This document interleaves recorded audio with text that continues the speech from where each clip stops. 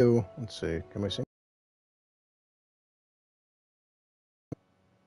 Not anybody wants to see me, but yeah. So I should have streamed yesterday, but I got busy as hell with other streams, and I did was, in case somebody checks real quick, my buddy insisted. He's like, dude, for New Game Plus and stuff. So I did. I played 2 hours by myself. I went through every single hunt. I didn't stream it because it's literally go to point A to point B, kill a monster, and that's it. And I thought people would want to see it. It's kind of boring. So yeah, another cutscene, and yeah, I've been wanting to get into the storyline. Um, and let's go, guys. Let's see what the hell's happening now. Still alive, I see. Something tells me that eyesore on the horizon is your doing. How'd you manage that? It's a long story. One that I'd rather only tell once. Right.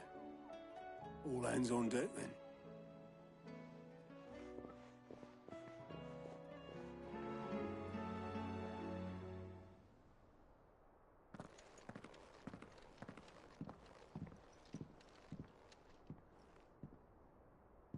Is this everyone?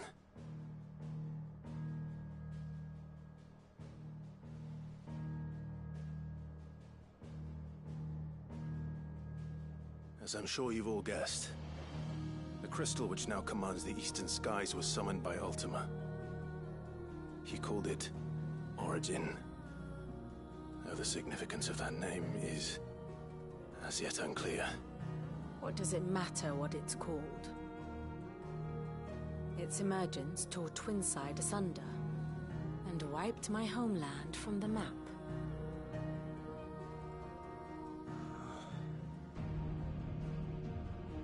Mention of the Dominion spires can be found in the oldest of Valisthian records.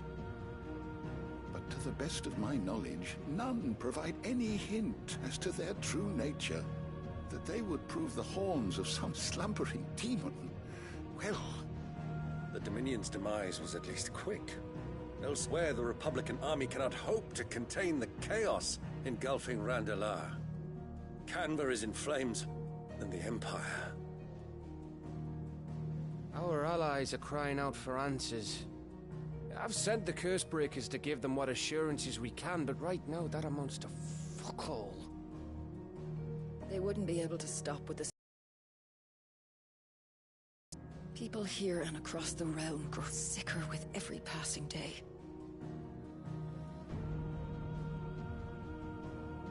Could it be that this new Mother Crystal is like the others? That it draws upon the land's ether? It certainly looked that way from stone here. If that were true, it would explain the hastening spread of the Blight since the crystal's appearance. Would it not? And as the land's ether slowly rises to the surface, it pools, corrupting all who cannot channel its energies. Archaea above, ether floods below, and in the middle, here we languish, hopelessly entrapped.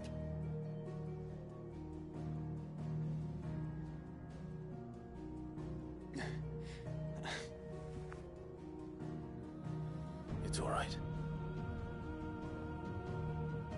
When we faced him at Stone here, Ultima told us his true power quickens in the halls of Origin. Needless to say, we cannot allow that to continue.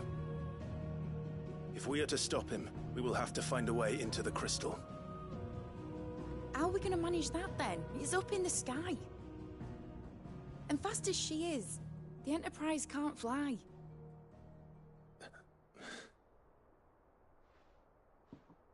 It's a lot to take in, and I reckon we'd all benefit from some time to clear our heads. The answer will come to us. Don't you worry. Ain't that right, Clive?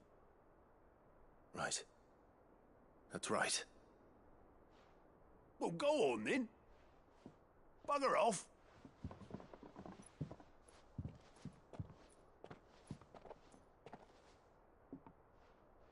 Same goes for you, Clive. You won't solve anything like this. Trust me. Go and get some fresh air, eh? Thank you.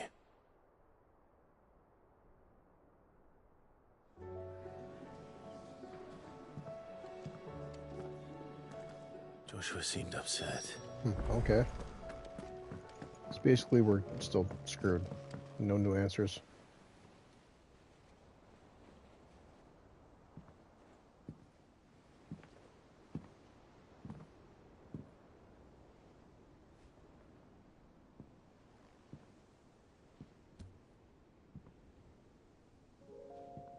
Ultima may have created us, but he doesn't make us who we are. Only we can do that. And if he would have us fight for our survival, so be it. It's what we've been doing all along.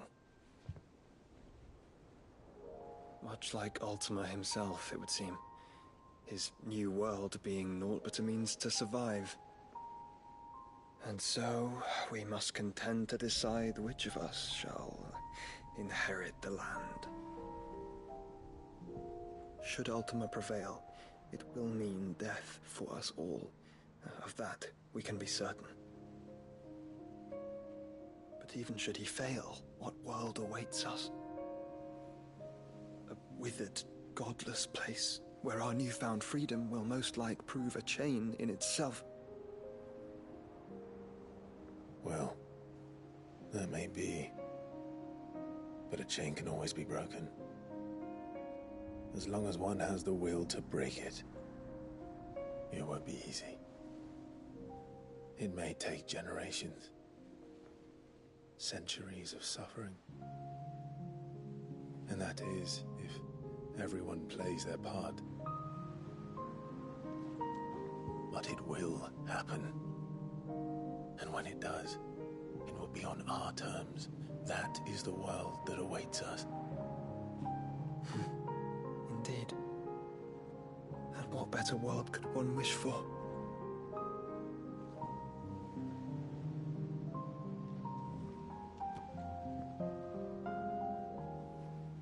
But first, we have to reach that crystal. Then it's a good thing I have wings.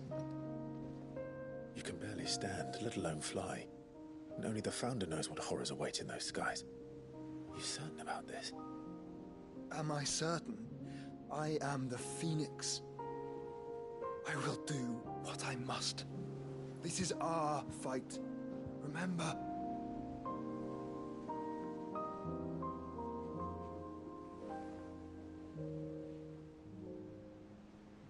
All right. I yield. But only what you must, yes? I'm still your sworn shield. That you are. And what of my wings? Lest you forget, you go to stand against a god. I would not have you succumb to fatigue before the fight begins. Ifrit, your brother mentioned that some few of the dominants who had lost their power to you were still able to prime. Is that true? It is. But their icons no longer submitted to their will.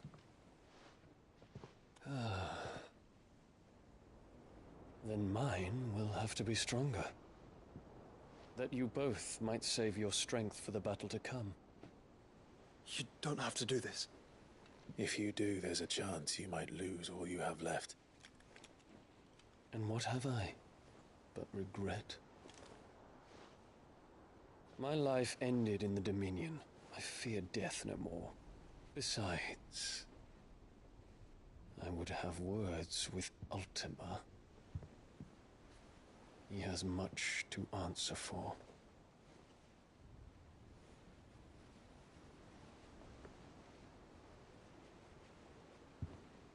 We are in your debt, Dion.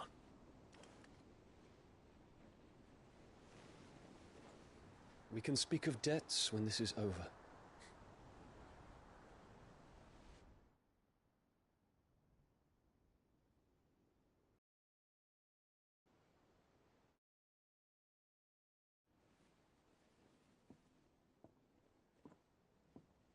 He speaks like a man who knows he's not coming back. And has come to terms with that. That doesn't mean that we have to. Does it, Clive? Time to talk to Jill. I only hope she understands. Oh, good on Dion. I mean, I guess if anybody has the power, Bahamut would. That's gonna be, I'm assuming, some kick-ass cutscene. Say your farewells, and let us be gone. So I guess this is the final battle. Yeah, doing all those hunts there, I still didn't get all the materials for all the legendary super weapons and shit, but that's fine. I'll get them next playthrough. Look, reading table. Yeah, nothing new in terms of quests. So, all right, Jill, what's going on? Talk to me.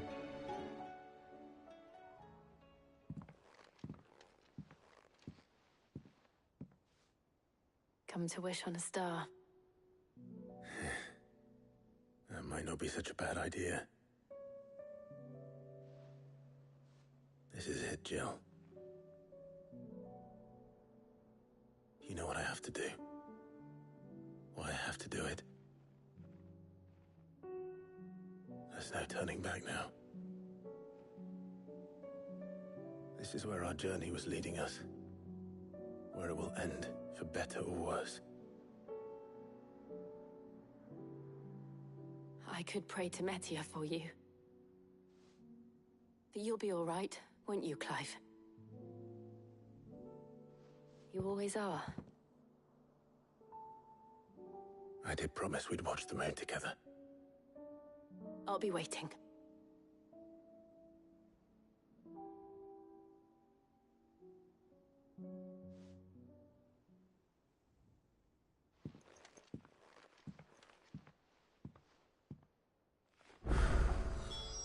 It's almost time. Better make sure I haven't forgotten anything. Of course, I had to say something. Friggin' side quest. Well, let's get him out the way. Get him done. In search of a lost tomb.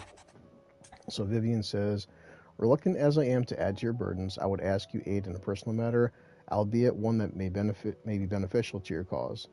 There exist ancient texts deemed so injurious to modern thought that mere possession is deemed a crime, and it was a chance encounter with one such tome from a distance. Okay. Why not? Something tells me this is no mere adventure story. Just got one more, and get reading table. Is in a mood. In case you haven't noticed, your poor hound spends all of his time late on the rear deck whimpering like Gavin his cups. Something ain't right, and my gut tells me it's not to do with his supply of antelope bones. Okay. What is it this time, Torgal?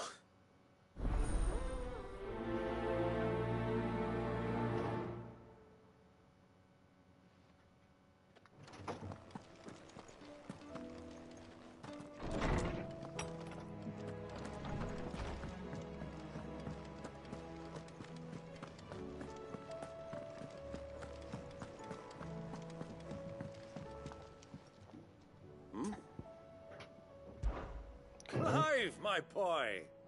Rutherford informs me that we owe you our thanks. Hadn't intended for you to get involved, but such are the times we live in, huh? I would have done the same for anyone else. You're far too modest, Clive. You'd make a terrible nobleman. But tell me, is the realm truly in as dire a state as Rutherford suggests? From what little I saw, you were right to be worried. I suppose I should have expected the worst. But I was rather hoping the great and good of the realm might have things a little more under control. Alas, it seems that firm leadership is in short supply these days, and without it, the people are bound to lose their way. We must move quickly. But where do we start? True, the challenges that face us are many. But in my estimation, there are two key areas to be addressed before any other. The realm's armies and her larders. As you've seen firsthand, it's every man and woman for themselves out there. Certain cities have banded together to try and maintain some semblance of order, yes? But such cases are few and far between. And yet, the only remedy for the chaos that faces us is unity. A unity that transcends even the borders laid down by our ancestors. In short, if Storm does not stand together, she will fall apart. But how would one even begin to unite the realm? The armies, my boy. As I told you already, we begin by restoring order among the ranks of those sworn to maintain it. Sadly, I doubt I could convince even the lowliest gaggle of privates to dig a latrine together. But I do know someone the High Commanders have been known to listen to on occasion. Field Marshal Eugen Havel. I thought he was retired. He was, until an Akashic army tore through Randalar and killed most of the rank and file. There is no man alive more capable. Literally. And as luck would have it, I've already spoken with him on the matter. Of course you have.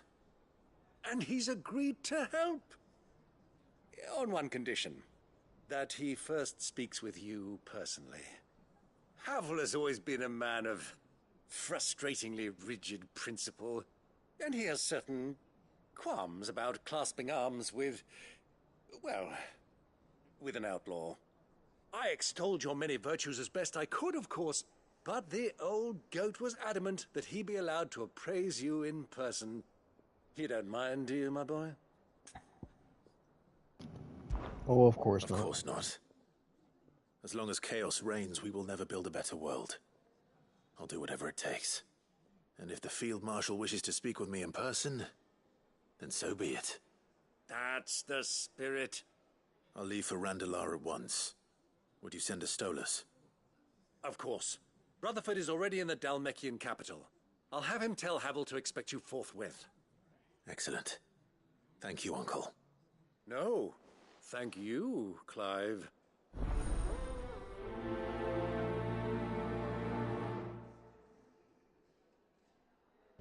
Okay. Let's unite the realms.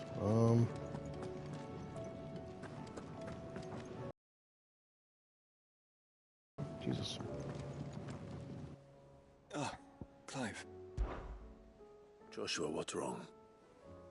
And don't say nothing. It's not nothing. I've received word from Cyril. The Undying have found Father's will, or something akin to it. His will? How? Where? In the crypt beneath Rosalith Castle. After Kupka was kind enough to drive out the Imperials, the Undying took the opportunity to recover what relics of the Duchy yet remained. And in the process of doing so, they found a letter from Father. I'm surprised anything survived down there. Cyril asked that I join him in Tabor at my convenience. I have been meaning to go, but would you join me? Gee, I wonder. Of course. I want to know what's in that letter as much as you do. Very well. I'm ready to leave when you are. You can wait just 1 minute, mister. Guess he's just all the final freaking side quests. Just knock them out while we're here. Now what do you want? Everyone wants something. Sid, do you have a moment? By all means. It's my old master. Seems there's no escaping her. She found some way to send me a letter. And something else.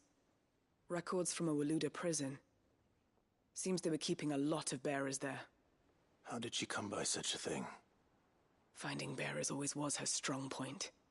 And it seems the cells of Balmung Dark are full of them.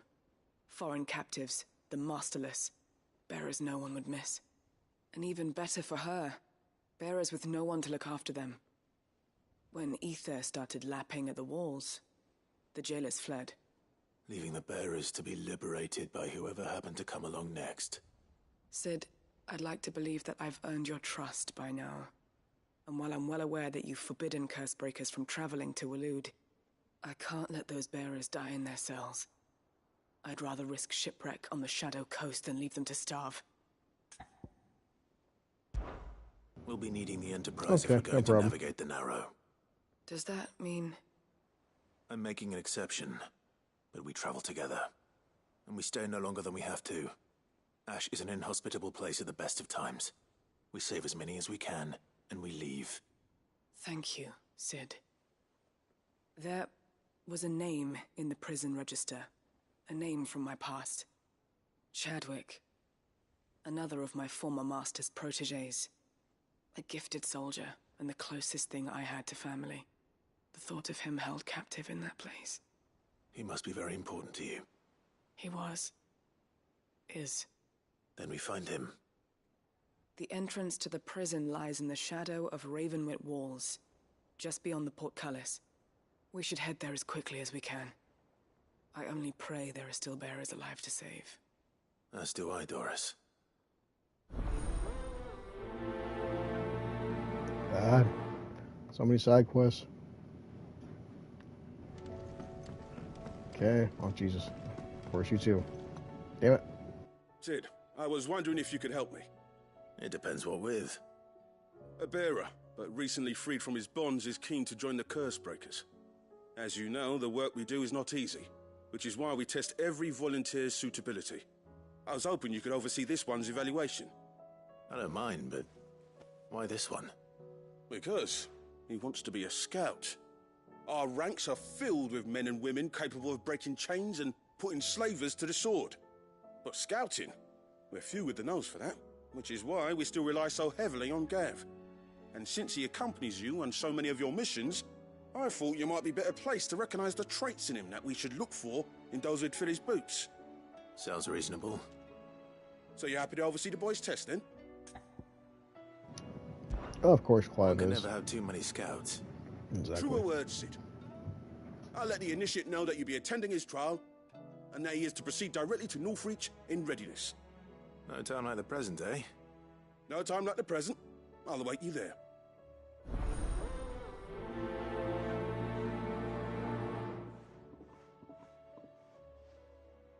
Northreach.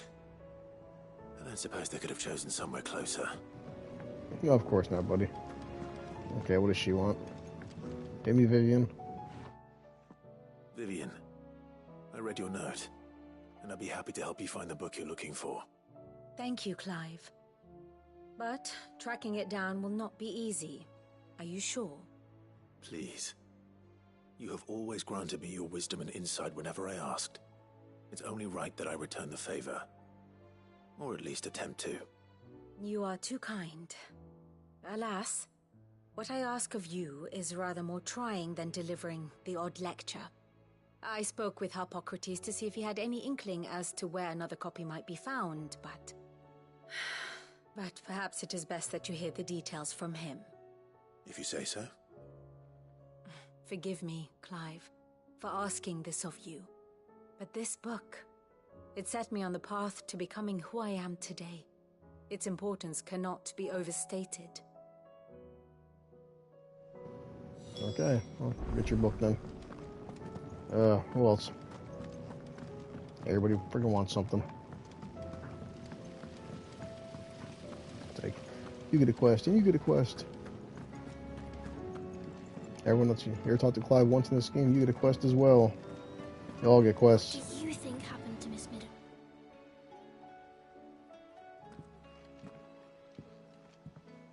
Cid, you have to help us. With what? You didn't take apart another of Mid's contraptions, did you?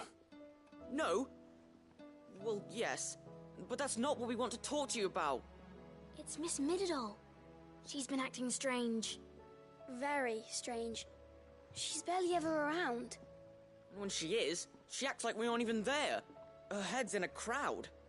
In the clouds. That's what I said. In the clouds. Well, she does have a lot on her mind. When did you last see her? Not long ago. Right after she got back from saving you from Stoneir. Then it's probably just about the Enterprise. It did take quite a battering on the way there and back. You didn't break it, did you, Cid? You really should be more careful around Miss Middledal's inventions. Don't listen to her. Even if you did break the Enterprise, you could put it back together, couldn't you? But who's gonna put Miss Middledal back together? She seems really sad.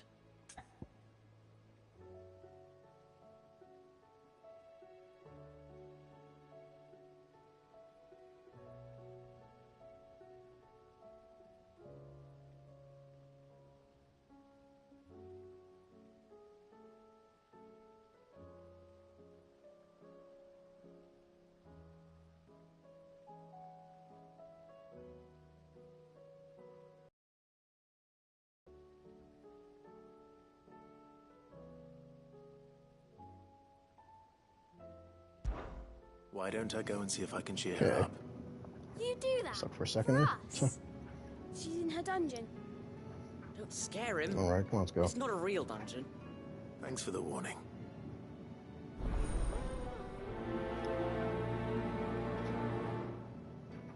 Game just froze. It was weird. Curse of the internet. All right. Two more, then we're done. Oh my god.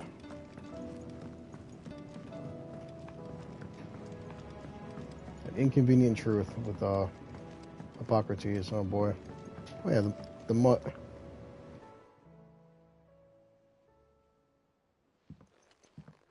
Pining for something, boy. What is it? What do you see out there?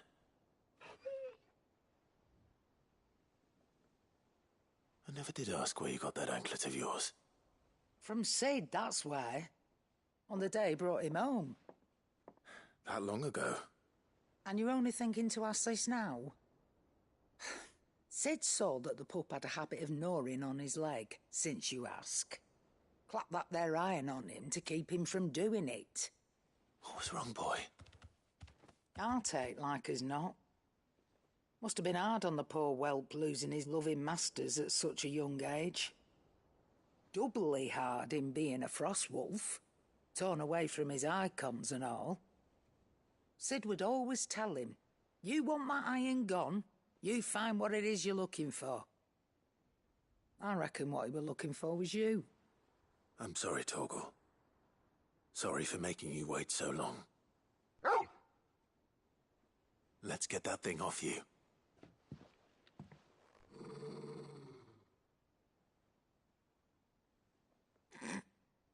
Doesn't sound like he wants it off. Indeed. You miss Sid as much as the rest of us, don't you?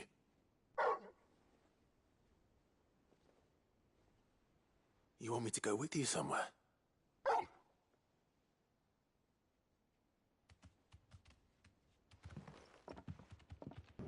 Quick, aren't you? Glad you've been paying attention. Not nearly as much as you have, Lady Karen. Aye, good thing and all.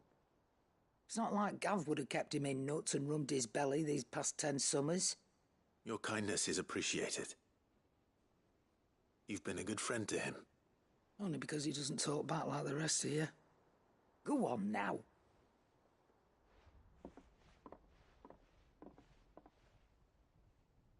Where to then, Torgal? Okay, gotta follow them up. Well, it just so happens I was going there anyway. Say what you will. It's a win-win situation. Alright, Mutt, what do you want? All right, Torgal. Where are you taking me? I'm going to need a little bit more than that, boy. Do you have a better hint for me? Unless... you've already given me one. Back on the rear deck, you were looking west, toward Rosaria.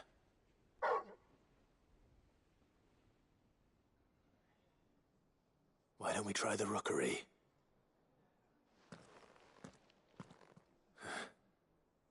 I haven't been to the island in almost 20 years. To Port Isolde, then. Fingers crossed the old mooring is still there.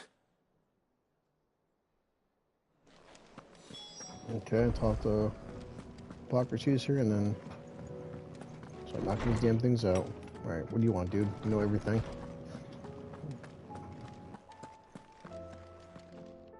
Ah, Clive, my boy. What a pleasure it is to see you. Harpocrates. There's something I need to ask you. I've been charged with locating a book called From a Distance. Then you seek a rare gem indeed.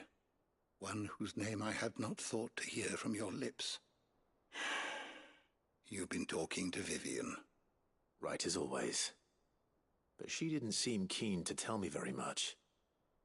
I take it she didn't like what you had to say. And yet I gather it did naught to dissuade her. Clive, if the young professor has tasked you with obtaining a copy, I fear she asks the impossible. The executors would not allow it. The executors? Coveters of Secrets. A clandestine organization committed to the collection and intenebration of forbidden texts and technologies. One such text being the tome Vivian seeks, chronicling as it does the true history of the enslavement of bearers. A tale which could overturn the established order were it ever to become widely known. Or, so rumor has it. I've never actually read the thing, or even set eyes on it for that matter. How is it that I haven't heard of this organization? Why, secrecy is the executor's watchword. They lurk in the shadows, emerging only to seize that which must be seized, be it books, inventions, or people, before disappearing again, leaving nary a trace. Which would explain why Vivian's copy was snatched from her grasp not long after she found it. By the hand of the executors, yes. But what drives them? Self-interest or ideology? A fine question. Sadly, all that is known of the executors can be recounted in a single breath. You may just as soon ask me of their origins, numbers, or the identities of their leaders. Any answer I give would be pure speculation. Then my hunt was doomed from the first. What was Vivian expecting? That I'd pluck it from thin air? Not from thin air, no. From ash. Rumors of the executors are rife among the scholars of Storm, but rather less so across the strait. I have a friend.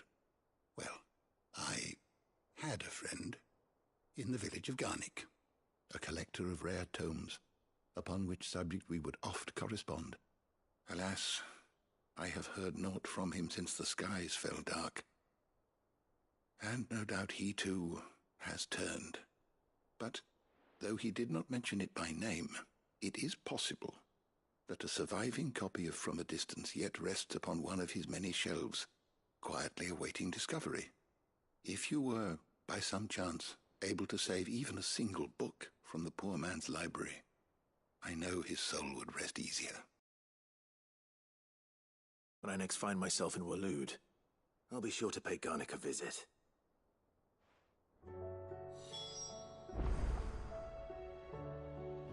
Okay, let's get her. Well, he has an icon for some reason. Clive, What's... a moment, if I may. Oh, dear God. You'll be pleased to hear that I've completed another volume. Yay. And while my collection is still far from becoming the 1,000 tomes that young Crow has quaintly dubbed it, I hope the knowledge chronicled within might yet be of some benefit to the Hideaway. Of course, I would not have penned half as many volumes without the tales you and the others bring back from your travels, for which generosity I shall be forever grateful. Having never visited, I cannot tell you exactly where in Garnick. I make no guarantee that you will find. I'll have to look it up sometime. Let's go. Go safely. Okay, well, we are good to go, except for, oh Christ. I'm here, let me just finish it out. Way back there.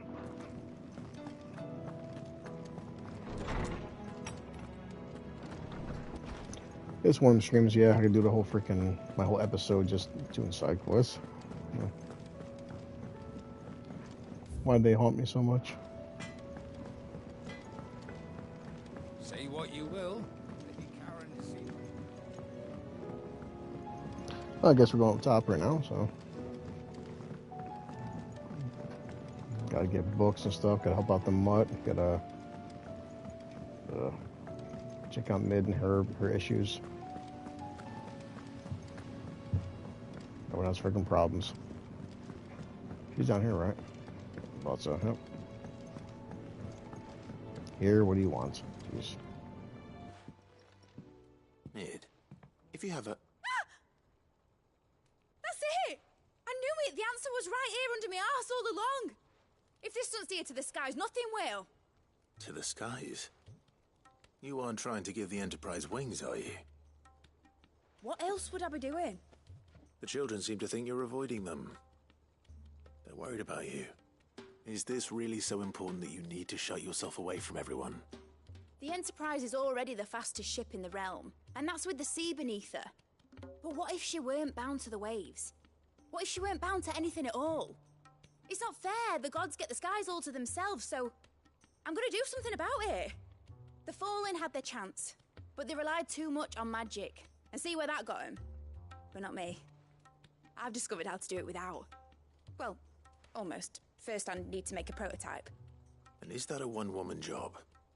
Are you volunteering? I'll have you know the Enterprise is my baby. But if a godfather's offering to lend a hand, I'd be happy to take it. First, I'll need oil, and not just some old drippings from Miss Molly's spits in the Tub and Crown. Refined stuff, like they make in Ordil. Then I'll need some bone, or shell. Light, strong, preferably no longer attached to the beast it belongs to. If it's beast bones you're after, I'm sure the Cursebreakers will know where you might find some. No, they'll know where you might find some. You're the one who offered to help, remember? I should speak with one of the Cursebreakers before I set off for Old Hill. See if I can't find this bone while I'm there as well. What's the top floor? Has Midadol mentioned a new project yet? Could possibly be left. Jeez. Alright, what do you want? I will not let them be forgotten. Sid, may I have a moment? Of course. It is an honor to finally speak with you. My name is Herman.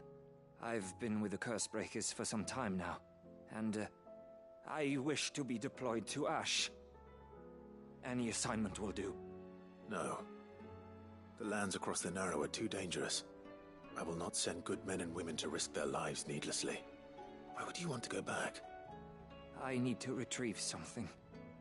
Something important. I was raised in an orphanage. The Badbach Conservatory. Or rather, I was held captive there. It was not a place of nurture. It existed solely to turn bearer children into mindless weapons. We were tortured until we feared no pain. Tormented until our hearts turned to stone. And few ever survived long enough to become tools of the last king. I can't imagine. I lost so many. I can't even remember all their names. But they must be remembered. They cannot fade away, faceless and forgotten. The Institute was run with military precision. Every child measured, every name recorded, every death logged with meticulous care. Sid, allow me to travel to Ash and recover the registry so that my brothers and sisters might live on.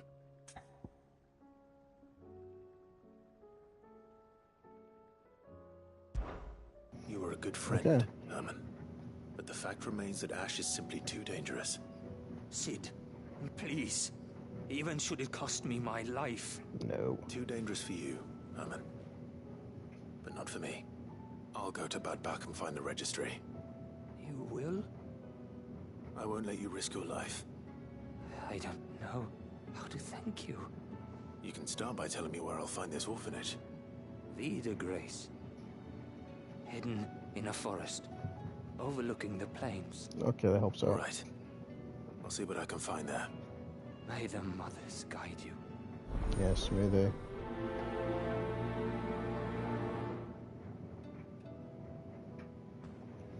Alright, I'm praying I'm done. You know, they can wait till I get freaking back. Kiss my ass. Oh, I guess we just start from the right and work our way left. Alright, well. Alright, bro. Let's go left. I'm just gonna keep picking random spots on the map and knocking out these quests. Oh, look, 50 yards. Alright, cool. That was easy. And chest. Cool. Oh, yeah, sharp fangs. Need them for stuff. Okay, there we go. Board the rowboat. It's still here. After all these years. A lot smaller than I remember. And you're a lot bigger. You might have to swim, boy.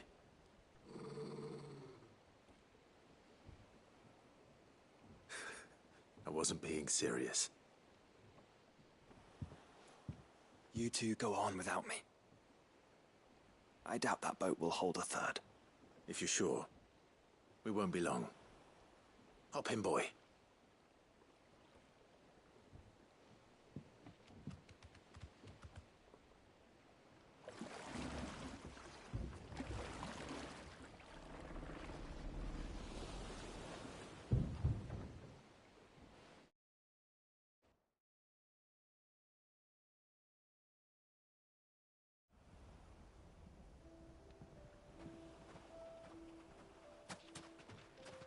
This place hasn't changed at all. Okay. Rookery's right through those trees. Come on. Race you there? I bet I could still beat you. Right, I beat that dog.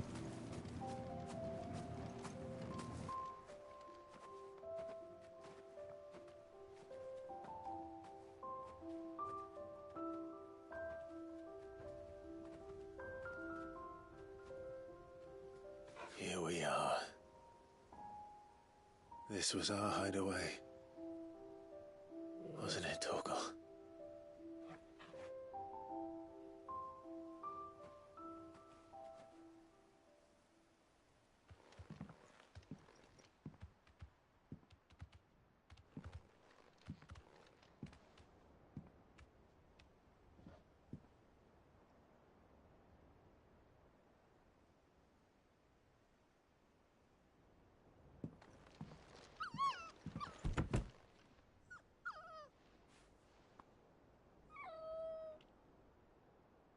Coming here helped me to forget who I was. Or wasn't. Prince, Shield. Son his mother could love. Had I been any one of those things? Perhaps.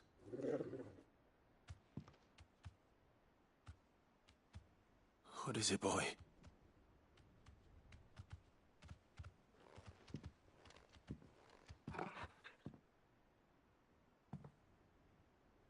This is all from the castle. And Phoenix Gate. Did you bring these here?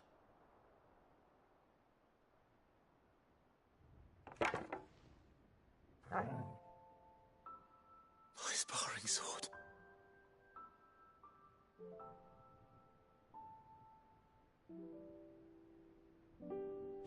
Well, well.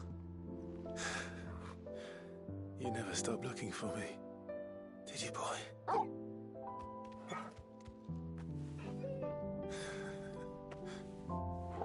Thank you, Torgal. For never giving up. For never forgetting.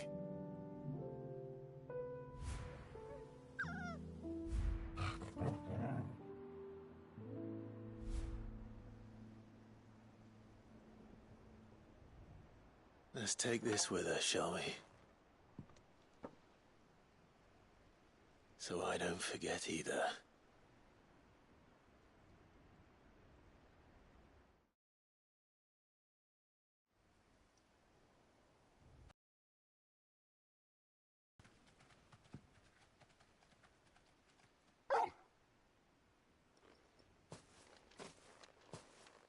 That's not the way back to the boat, Torgal.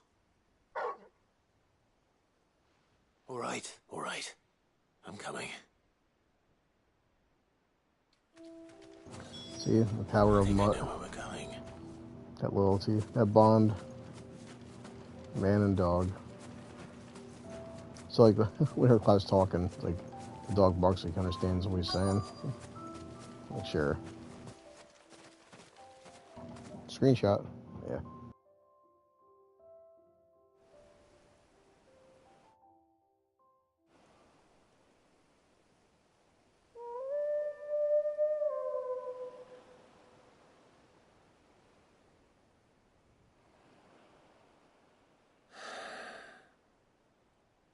People always talk about the importance of putting the past behind you. But without it, we wouldn't be who we are today. And we certainly couldn't steer our way to a better tomorrow. Come on, Torgal. Let's go home.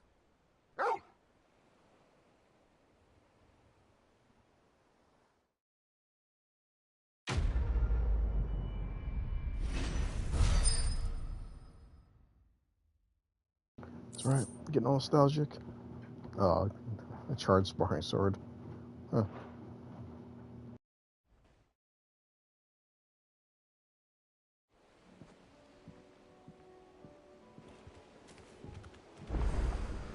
Sorry for the wait. We're ready.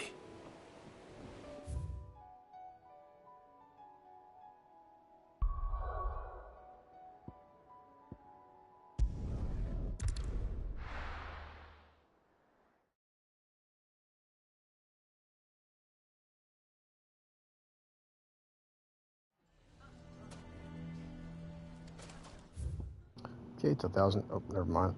The Briar's Kiss right there. Why the hell would Victor take the bear? What do you want, dude? Stupid blacksmith. Here to dude. help me pack. Thanks, but I'll be traveling light. I'm almost finished already, in fact. You're really going to go through with this, then? I am. But before I go, there is one small issue I'd like your assistance with. Well, two, in fact. If it's within my power to help you, I will. It's the children. I refuse to let them share in my disgrace. And if I leave them here, they surely will. Our friendship would see them ostracized forever. But I can't take them with me either.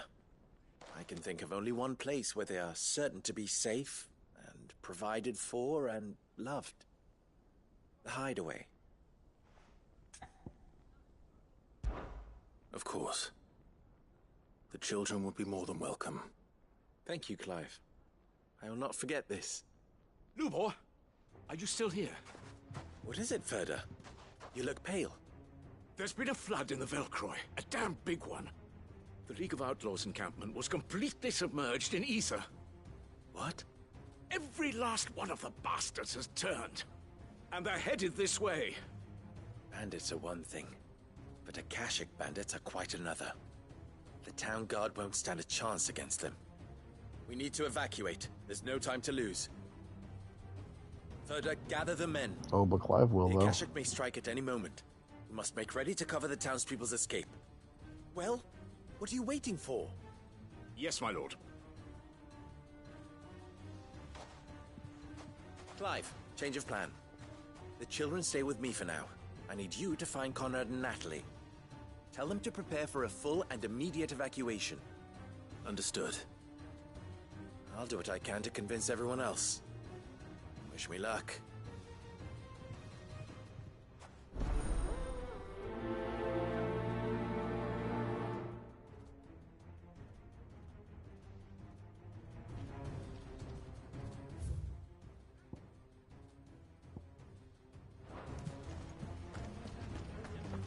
You have to listen to me. They're coming. We need to evacuate. Why do we always have to make such a... Huh? What's the commotion? That's snakes. Ah, it's you. What do you want, Lord Underhill? To pass on an important message. There's been an ether flood out in the Velcroy. The camp where the so-called League of Outlaws were gathering has been swallowed. They're no longer just bandits. They're Akashic now, and they could be here at any moment. You need to begin preparing for a full-scale evacuation right away. Oh, do we?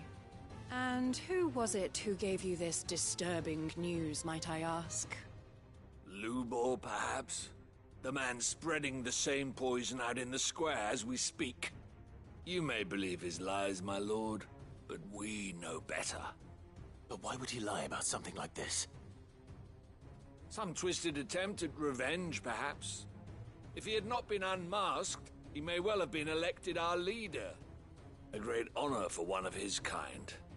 One he might well feel aggrieved at having been denied. Lord Underhill, forgive me, but it has become all too evident where your sympathies lie. Lubor cannot be trusted, and neither, therefore, can you. You may not trust me, but for the sake of your people, ask yourselves if there is any chance that this is true. There isn't. You can be certain of that. Now be off with you. You're making a mistake. Come, Clive. If our words will not move them, then we must find another way to help save the town. You're right. Let's speak to Lord Ferda.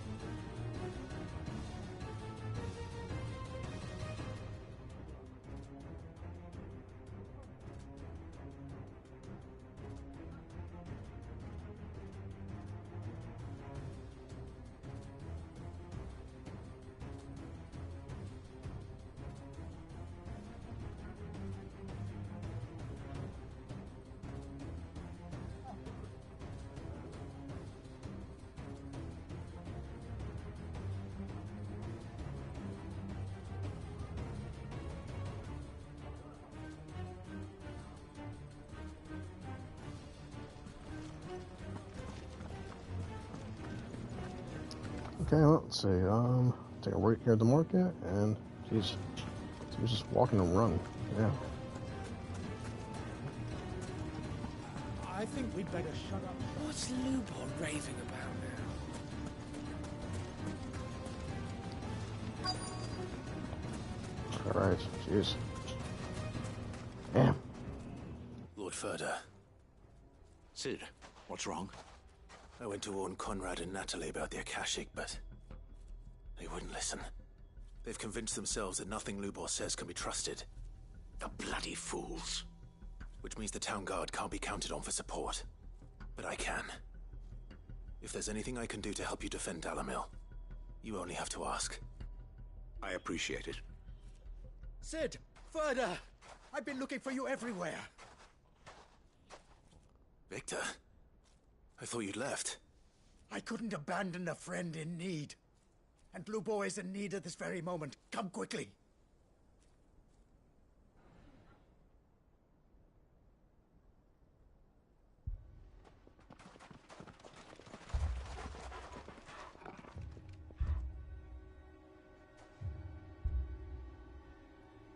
You have to believe me! The Akashic are coming! They don't eat, they don't sleep, they don't tire, and they don't care who they kill. They're unlike anything that's come before. There won't be no parley, no mercy granted! We may have saved the town once, but this is different. I do not ask that you forgive me, but please believe me. If you do not run, you will die. You will all fucking die!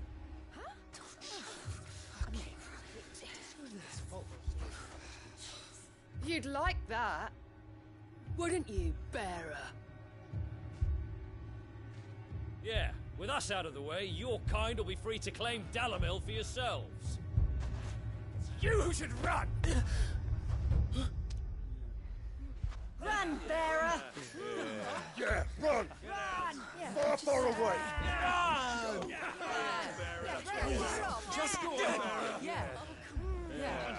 Yes! Go! Come on, then. Go on! Go! Just go! Just go! Lubor. Wait. Someone's coming. Go. Come on! Stop! You're hurting him!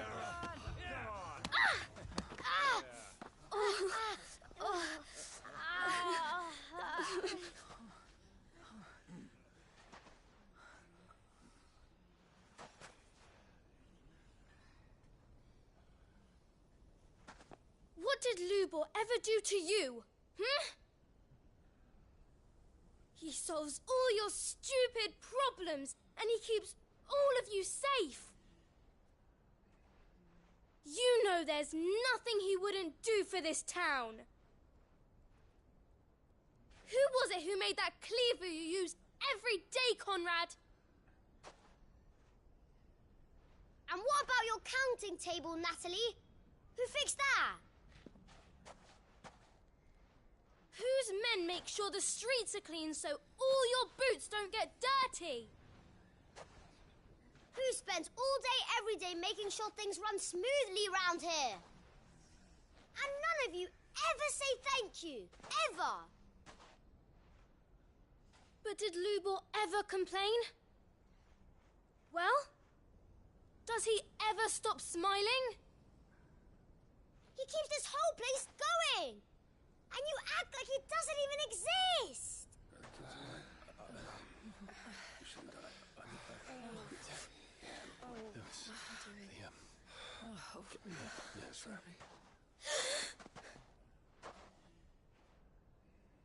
Lubor, we've heard enough. Wait! We will not run. The town guard will not abandon the very place it is sworn to protect. And I will not give up for loss.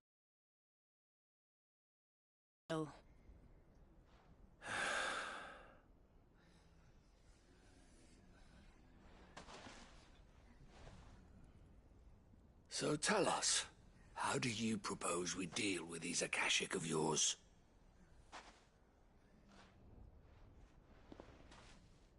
We won't run, but we will fight. All right, then.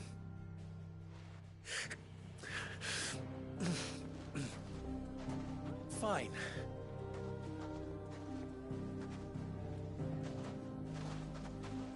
Gather round if you don't want to die.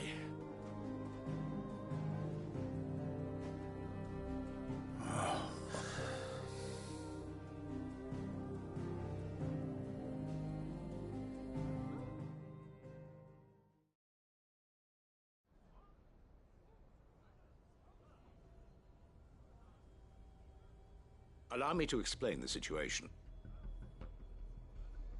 The ether flood occurred near the village of Cheratina, deep in the Velcroy. The place had been abandoned for years, until the League of Outlaws decided to make it their base of operations. Now they're all turned, and if the scouts' reports are correct, heading in this direction. They are mindless monsters, driven only by hate and rage, and they are utterly unpredictable. With the bandits, we at least knew how and where they were likely to attack. When these creatures come, Dalimil will have the bitterest fight it has ever faced on its hands. The town guard will muster at the north gate. The rest of us will take the south. Both forces will provide men to serve as scouts and messengers, ready to spread word of the size and nature of the Akashic Force as soon as it is spotted. And as soon as it has been, we will converge on its position and see that it is driven back from Dalimil at all costs. Conrad, can I count on the support of the town guard? Always. I leave the selection and coordination of the messengers in your hands, Victor. And the command of our men in yours, Ferda. If you would both be so kind. Consider it done. As you wish. Natalie, I would ask that you and your people have the townsfolk barricade themselves inside the bathhouse. And tell the merchant not to waste time securing anything beside the essentials. Preserving life is our one and only concern. As long as we survive, it doesn't matter what trinkets we might lose. Our riches can be regained. And if anyone doubts that, let it be known that the Briar's Kiss stands ready to cover any losses. Very well. I shall tell them. Where do I fit into this plan?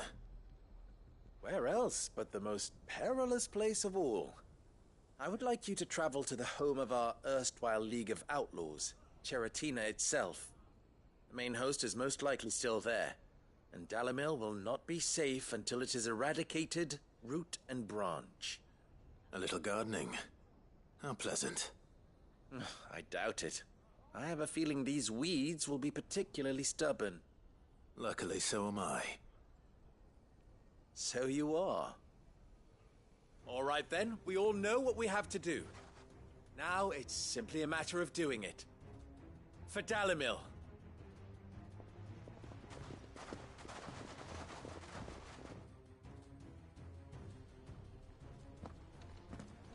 Looks like everyone's ready. Better not keep them waiting. Guess not. Well, let's go to the first one.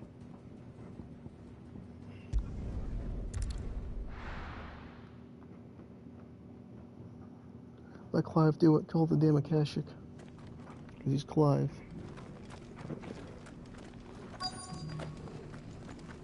Let me in.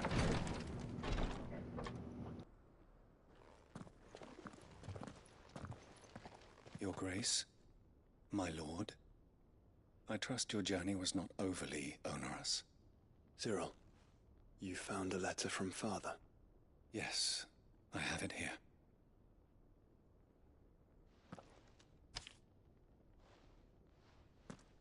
If you would do us the honor, my lord.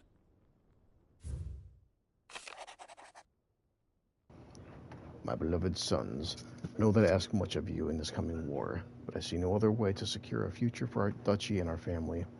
Yet even should we succeed in subduing the savages and winning back Drake's breath, the threat of their blight still looms, and only with all Rosaria striving as one might we at last overcome it. I have made plans to see us through, but such are the obstacles that stand in our way. It shall likely fall to you to continue my work. I know that you have the strength, the courage, and the will to do so.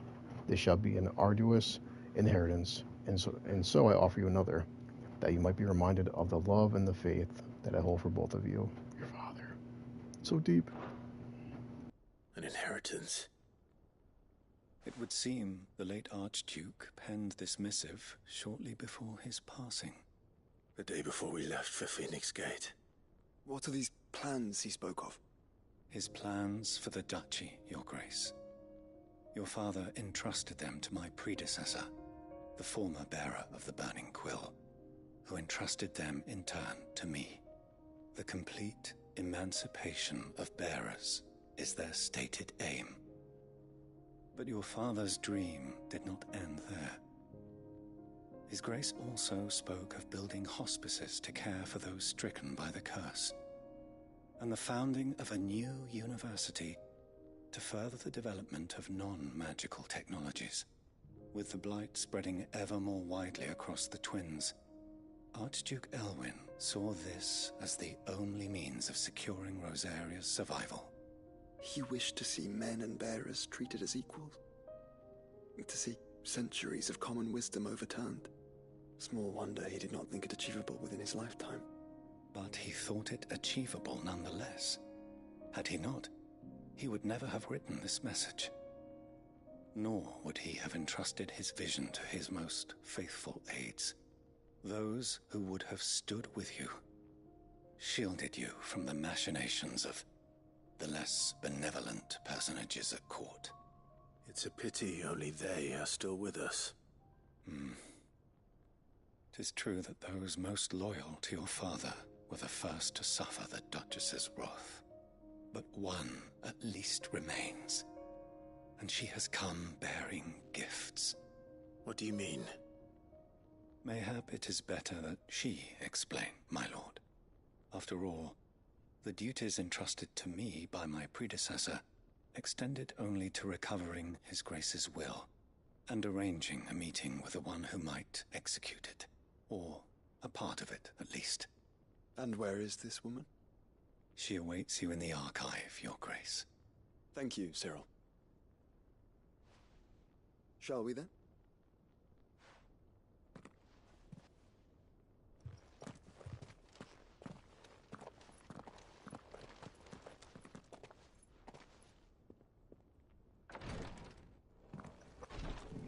Okay.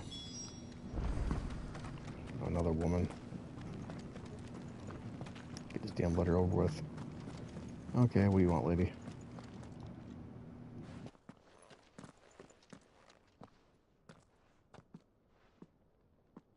My lord, Your Grace.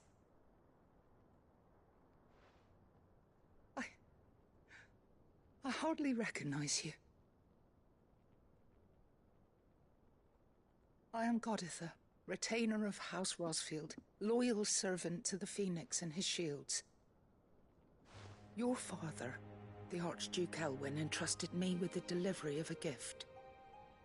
I only hope you can forgive my tardiness in bringing it to you. Lift up your head, Lady Goditha. You have our gratitude for your service to our house and to our father. I merely did my duty, as any proud Rosarian would.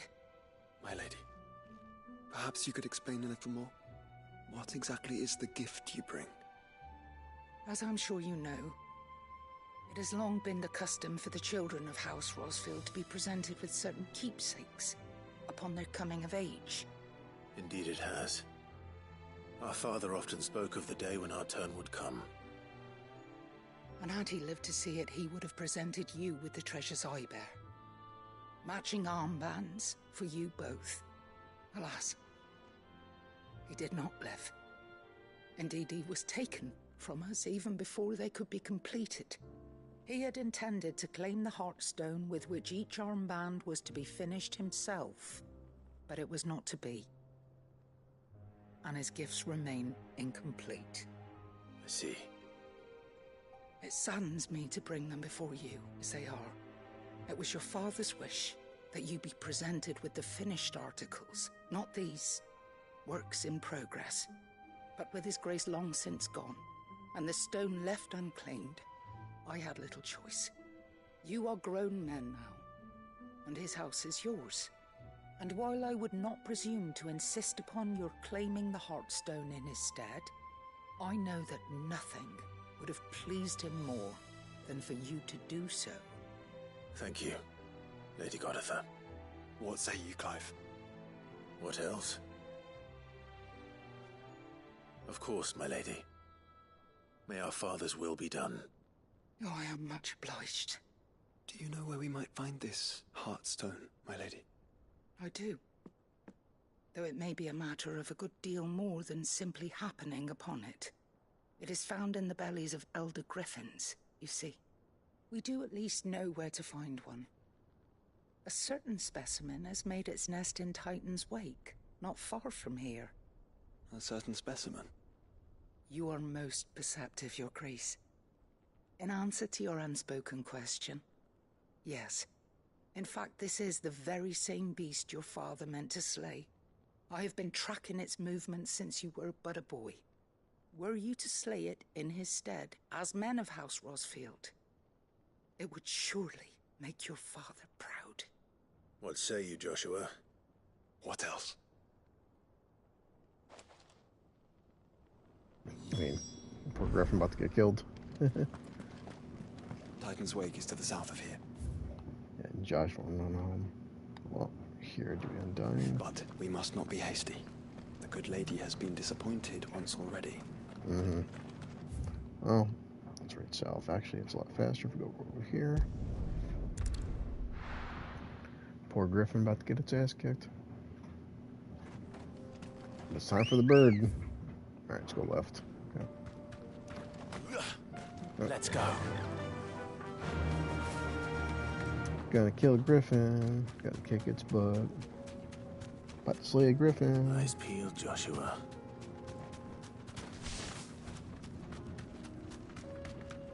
Poor thing.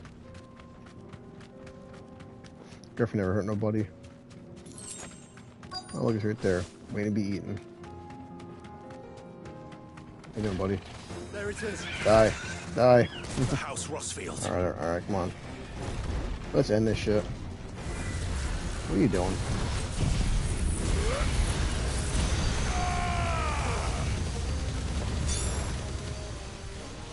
All yours, Tormund.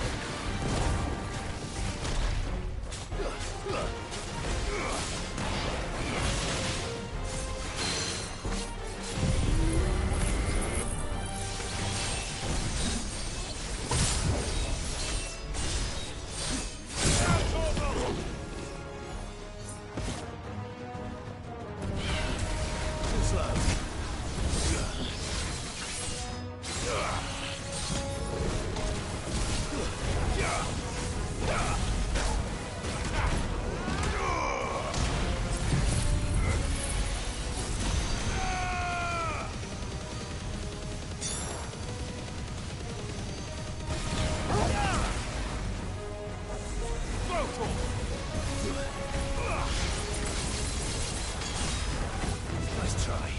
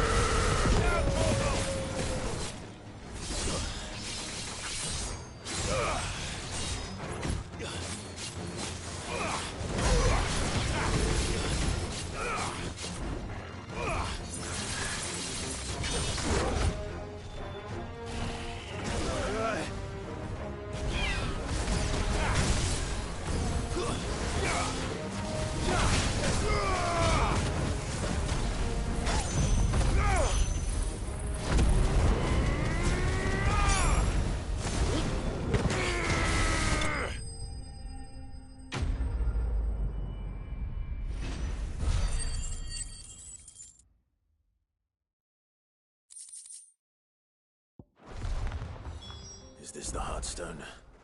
I expect Lady Goditha will know.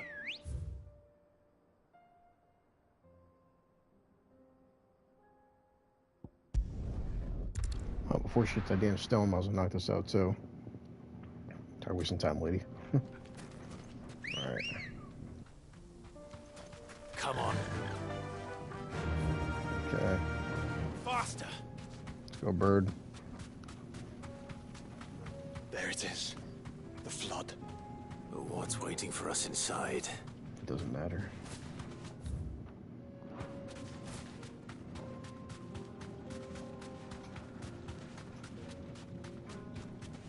check.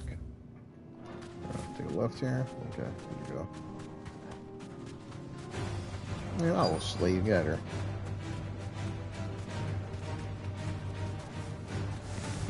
Oh, you're all screwed. We can't leave a single one alive.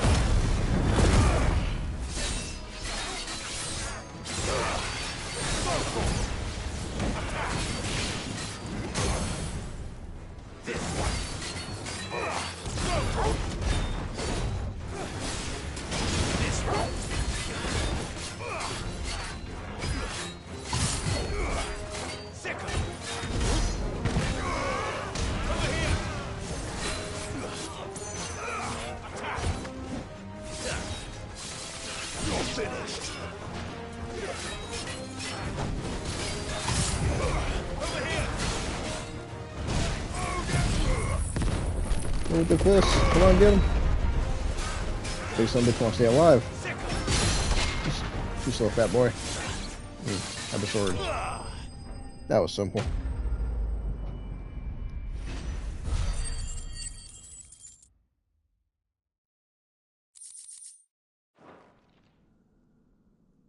The League is disbanded. I should get back to Dalimil and see how the others fared.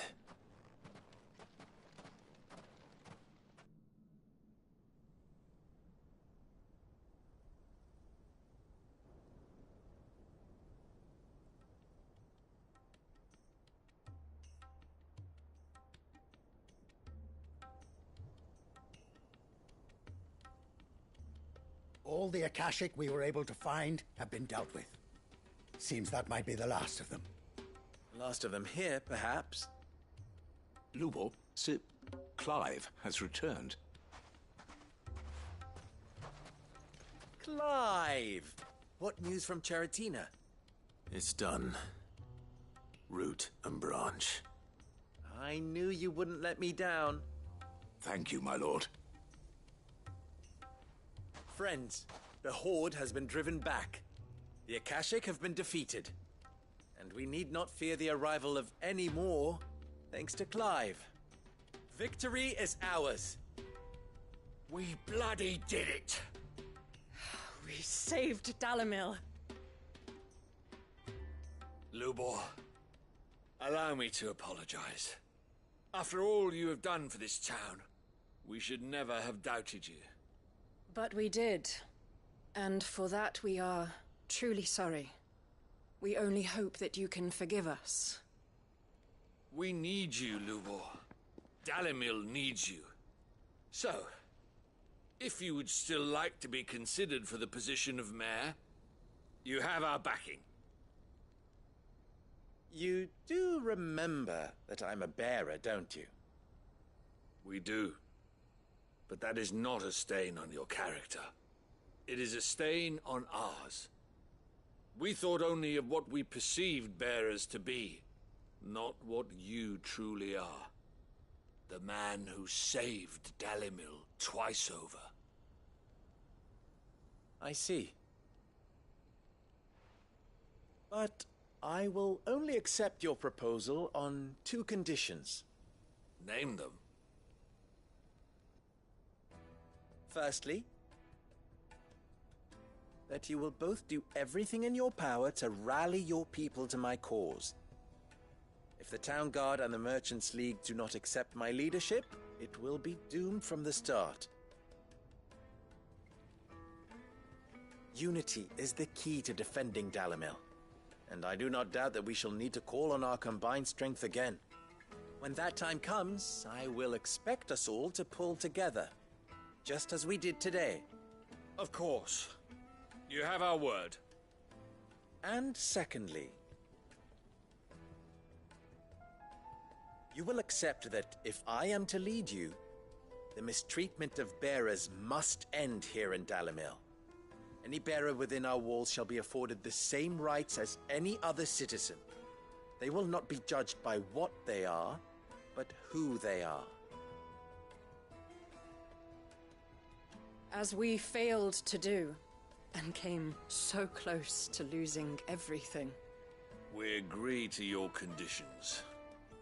And we have only one in return. That you continue to work for the good of Dalimil, as you always have. Condition accepted. Well then, it seems my mayorship is all but confirmed. Do I get some sort of special hat?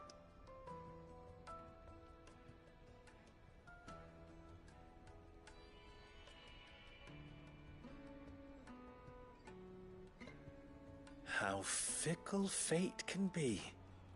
Not so long ago, I had resigned myself to leaving Dalimil in disgrace. And now, I find myself her leader. Here. For everything.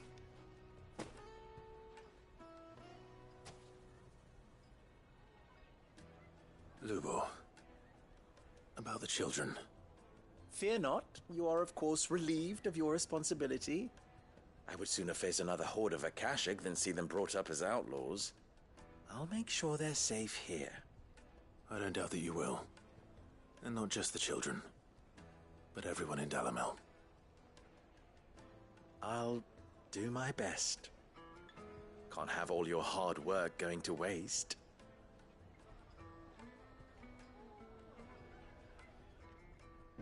Alright, awesome. Dalimil has a new mayor. Cool. Get this Griffin heart to this lady and move on.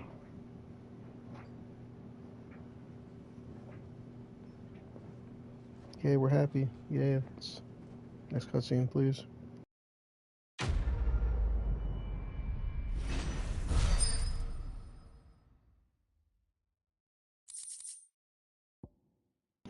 Oh, look, we got the Goosen and Briar's Kiss signboard. Yay. Okay, so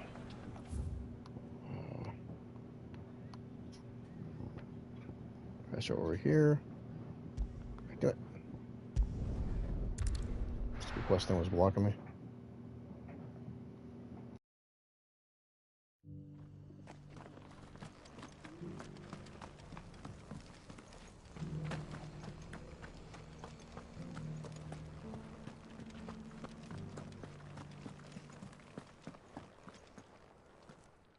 Thank the Founder you were safe. The Griffin is slain then? And the Heartstone claimed.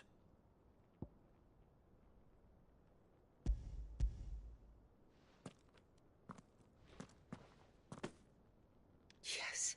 This radiant luster, like frozen flame, is just as your father described it.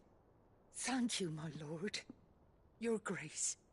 Your father would be so proud. Lady Goditha, the lapidary is ready. Thank you, Cyril. I will be with him shortly. If you would excuse me, I shall have the stone cut and set forthwith.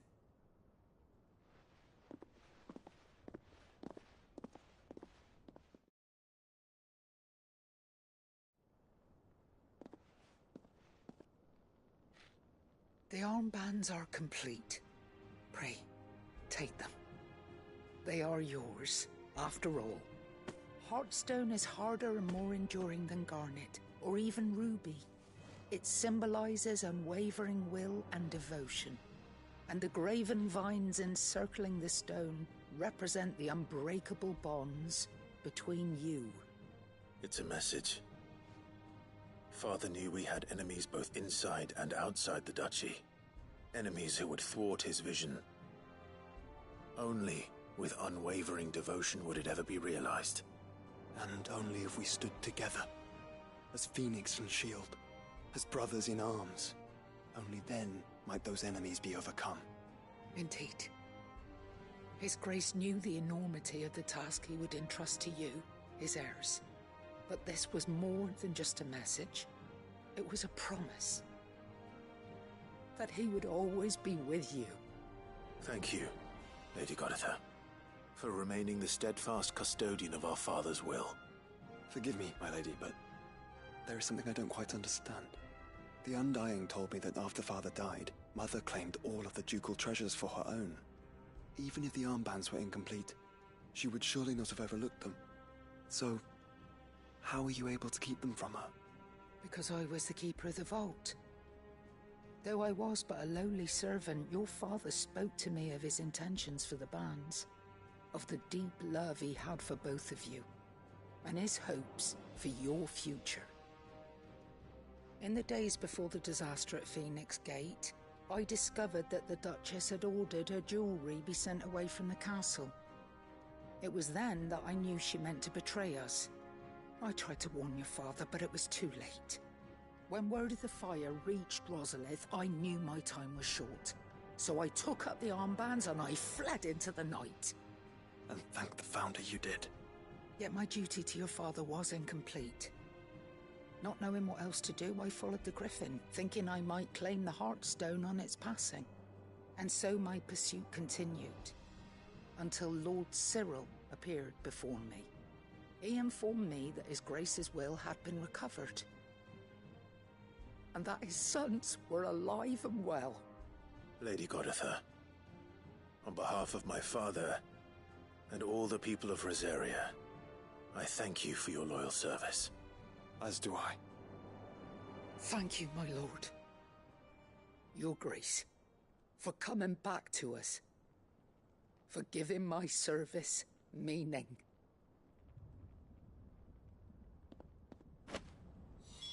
Yay, that's nice. The bands suit you well. It must be gratifying to finally receive the inheritance that was denied you for so long. It is. And we thank you for the part you played, Cyril. If you would permit me to play my part a little longer, might I suggest that you make your way to your father's memorial atop Hawk's Cry Cliff? Let him see that you have received his blessing, and that his vision lives on in you. I suppose it would be churlish not to. What do you say, Clive? Shall we pay Father a visit? I think we should. I was hoping to be able to offer him my thanks before we left for Origin. Your father's helm is enshrined there. It has been since the day we recovered it from Phoenix Gate. I prithee claim it, for it too is a part of your inheritance, and I do not doubt that your father would prefer it in your hands than perched upon some lonely rock.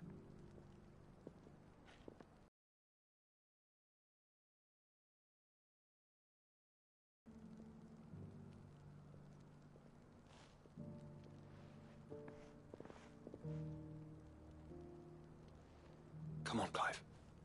He's waiting.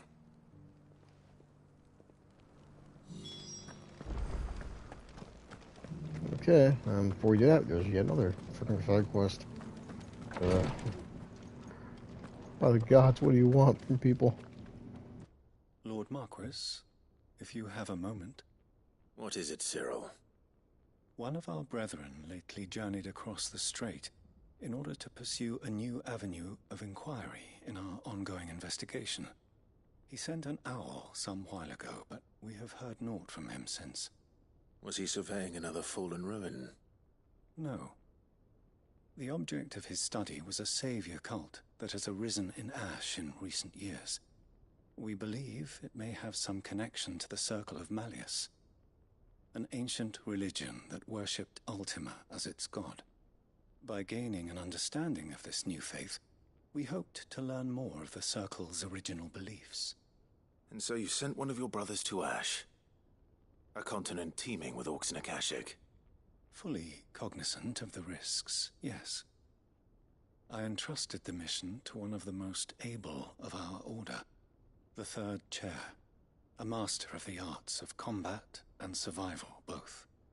Though he has been silent for some days now, I have thus far refrained from sending any others in search of him, lest they be lost in turn. Yet, it seemed only right to inform you of the situation, given your unique experience of the perils of Ash.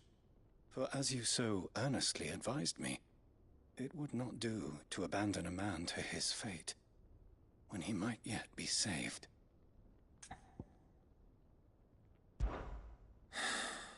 It would not. Of course. But Ash is a big place. Yeah, that would help out a little bit there, buddy. Specific? Tell me. Where? The last owl I received from him mentioned a village where he had heard the cult were wont to assemble. Mickleburg was its name. It lies in the southern reaches of Waloed. If aught ill befell him, I expect it did so there. Right. I'll see what I can do. You are much too kind, my lord. Go then, with my hopes, and may the Firebird's flame ever burn in your heart. Okay.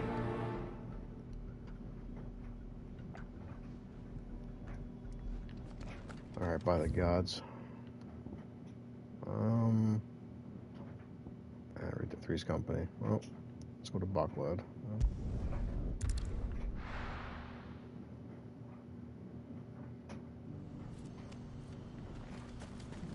Oh, what do you got? Your god.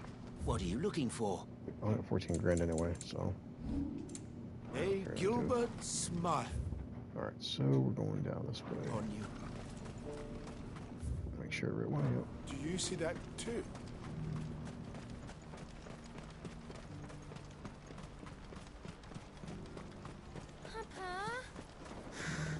What is it? Please, just make it stop.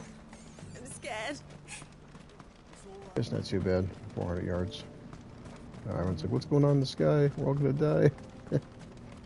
It's Ultima's coming to get us. Lazy bird, let's go. Faster. Okay, dun, dun, dun. Got the chocobo. Get the mutt. As fast as you can, chocobo. No, Bob, it's not. Part of fighting.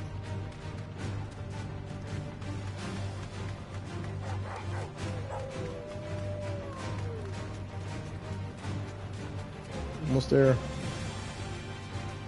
Damn. See if Clive being the slowest chocobo. Alright, now what? I have to kill.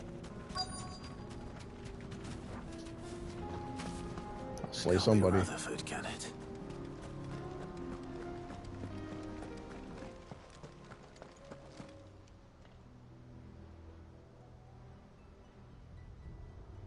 Turncoats and cowards, the lot of you! If it's a fight you want, it's a fight you shall have! Allow me. I don't need your... Please, Field Marshal. Oblige him. This won't take long. You're right. It won't. Oh, you guys just Man. begging. Finish Guys just it. begging for death, huh? Okay. I almost feel bad for you. Actually, no, I don't.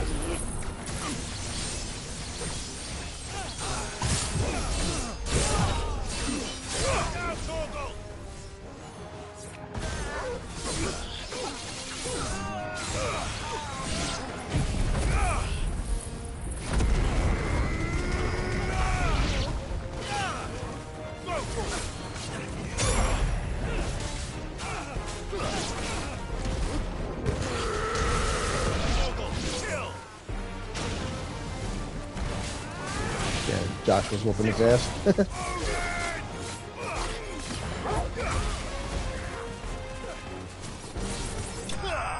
If you weren't even worth the damn ultimate beam. I don't mean the Bachman beam. Yeah.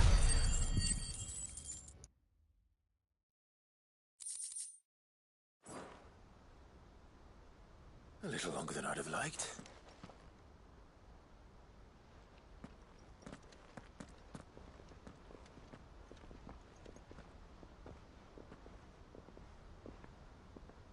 Field Marshal Havel, I presume. Are either of you injured? No, my lord. You arrived just as our escort turned on us. Fucking traitors. I'd heard reports of soldiers in the outlying regions abandoning the oaths they swore. But I hadn't thought the corruption had reached so close to the heart of the Republic. It's a fucking disgrace. Your interfering old bastard of an uncle tried to warn me, of course.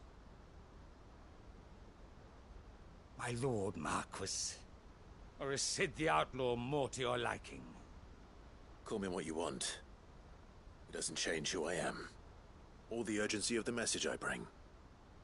My uncle has a plan to right the realm, and he needs your help to see it through. Before I agree to anything, I'd have you answer one question. What do you stand to gain from all this? I won't deny that I might benefit from further chaos. But I seek a new beginning for all of us. And while the choices I've made may not always have been the right ones, I know I made them for the right reasons. For so long, so many of us have been told how we could live, how we could die, when it should have been our decision all along. Now we have a chance to put things right. But in order to take it, we must stand together. Even if it be beside those with whom we don't see eye to eye.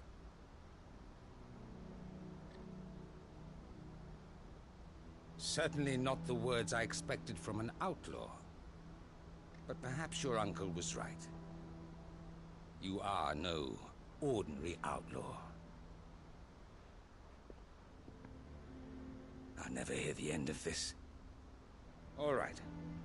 I'll start by ordering my most trusted guard to bring the Dhalmekian fringes under control. Next, I'll make contact with my counterparts in the Imperial Army and see if I can't convince them to try and restore order in their own territory. Thank you, Field Marshal. But they are not the only ones we will need to convince. What do you mean? I don't doubt that I can bully some sense into a few generals. But those they answer to require a different kind of persuasion. And when it comes to honeyed words, well, we will need an envoy. One who can court even the most stubborn of statesmen. You, perhaps. I'm flattered. But I'm no diplomat either. And I have other problems to attend to. What we need is a skilled arbitrator. And I may know just the person. Is that so? And would he happen to be an outlaw too? Of a different kind, perhaps. Well, beggars can't be choosers. I suppose we'll all have to find a little of the outlaw in ourselves if we're to make it through this. Very well. Send your man to me right away. I shall.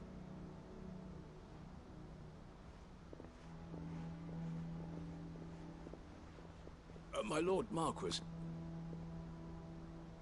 Your Lord Uncle bade me escort the Field Marshal to his manor in Port Isolde. And I will see that my associate joins you there. Very good, my lord.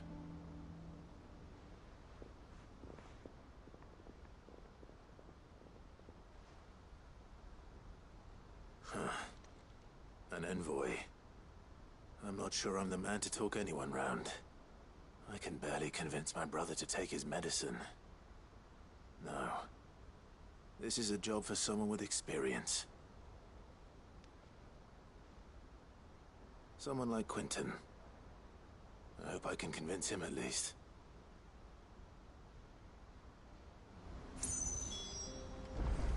Of course. Alright, Quentin, where the hell are you? Alright, I guess we're done with this zone for now. Thank God. Let's keep going, I guess. So the cliff should be where their dad is, his grave is at. I don't want to cut the stream short because it doesn't seem like I did much, but there's a lot of, side shot. Ready, go? Unwavering will and an unbreakable bond. Do you really think we're strong enough? To save the world? Of course. To have overcome Father's political enemies? Of that I'm less certain. Especially knowing what we know now. What Mother was truly capable of. But perhaps these bands would have helped. Knowing he was with us would have made all the difference. It's just back there.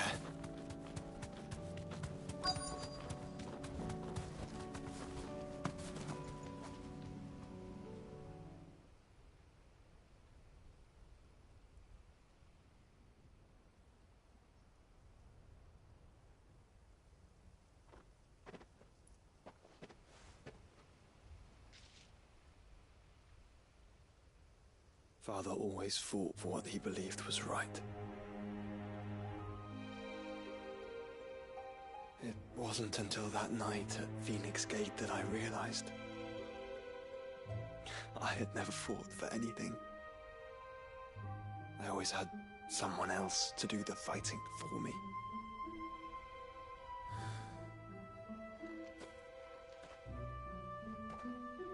No matter how fate conspired against him, he never lost heart, never looked back, never stopped fighting. To me, he was the greatest of men. And I've been trying to live up to his ideals ever since.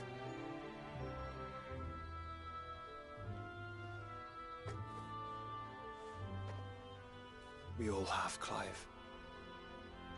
We all have. And we'll keep trying. Because that's what he would have wanted. What he would have done himself. Even if it meant standing against the very gods in the heavens. I shall be borrowing this, Father, if I may. That you might watch over us as we follow in your footsteps.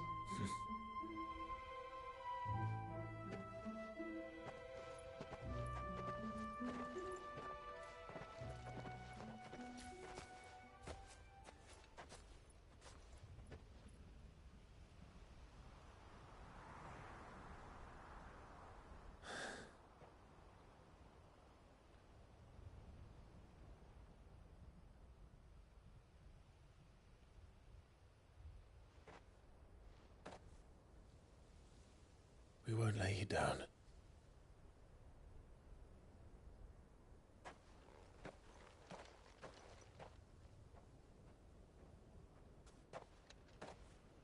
Onward then. Onward. To the end. And to a new beginning. Oh yeah. Father and sons. Where there's a will. Well, I guess it's a good rusted helmet's good to have around.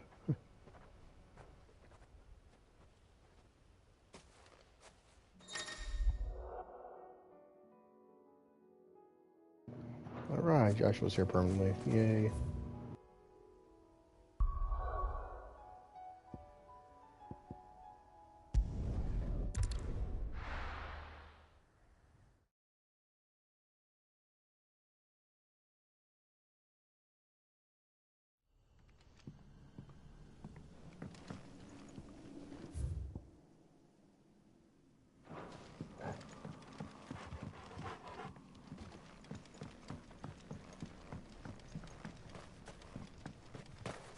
No, it's not too bad. On 200 yards.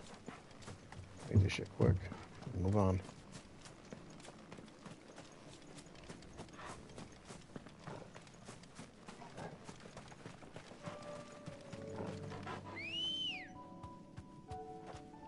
Let's go.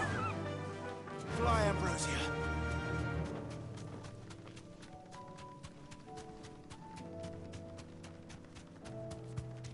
I swear, it's always like this farm area appearing at this hill. It's like, why does everything happen on this hill? In this spot, seems like every freaking side mission in this zone's always right here. Okay, let's get this done with. That'll do, girl.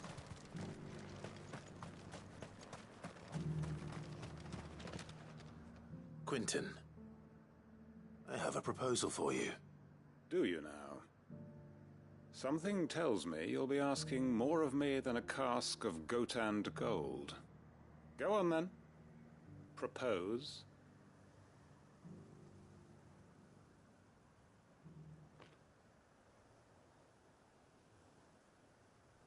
You'd have me convince the chiefs and chamberlains of the realm that they should simply swallow their pride and do the one thing that has proved impossible for thousands of years. Was there anything else? Perhaps I can fetch you a meat pie as well. I know it's a lot to ask, but I can think of none better suited to the role. And you'd have me give up what little I have left to do it. I told you, Clive. The people of Lostwing are my family, and I cannot abandon them. You'll have to find someone else. I'm sorry to hear that. So am I. And why might that be? What he's asking. How's it any different to what you've done so far? They want you to speak for those who can't speak for themselves. That's what you do best. If it's the vineyard you're worried about, we'll see that the grapes are picked and the tons filled. You know we will. It's not that. Then what is it? You said yourself we're family. Don't you trust us? You know that's not what I'm... Then what are you saying? That only we are worth saving? Why turn your back on everyone else? You convinced us we could build new lives for ourselves, and if you can do that, who's to say you couldn't convince the entire realm? A stirring argument. I fear that any rejoinder I make might fall somewhat flat by comparison. So you'll join us? Where do you need me? Field Marshal Havel will want to speak with you in person. He's currently in Port Isolde. I can arrange for a party of Cursebreakers to accompany you there. That would be very much appreciated. I hear the roads are far from safe these days. Hopefully not for long. My uncle will want to know that his plan is taking shape. All right. Over here. Tell the uncle. More dialogue. So much dialogue. Nazaire might at least have mentioned where in Northreach he'd be testing this recruit. Well. I would speak with this Duke. We are getting there. We're making progress. Don't worry. Your town needs you. Just sitting back and watching a filler episode of a TV show. It's I can take it. Don't expect much. Do you have a moment, Clive? What is it? It's the Duke, unsurprisingly. His Eminence has assumed full control of the garrison and put every able-bodied man to work on the fortifications. The town was left all but unguarded, so Philippe was compelled to form a citizens' watch to fill the void. And though my dear boys have been characteristically willing to assist him in this, they want for bodies.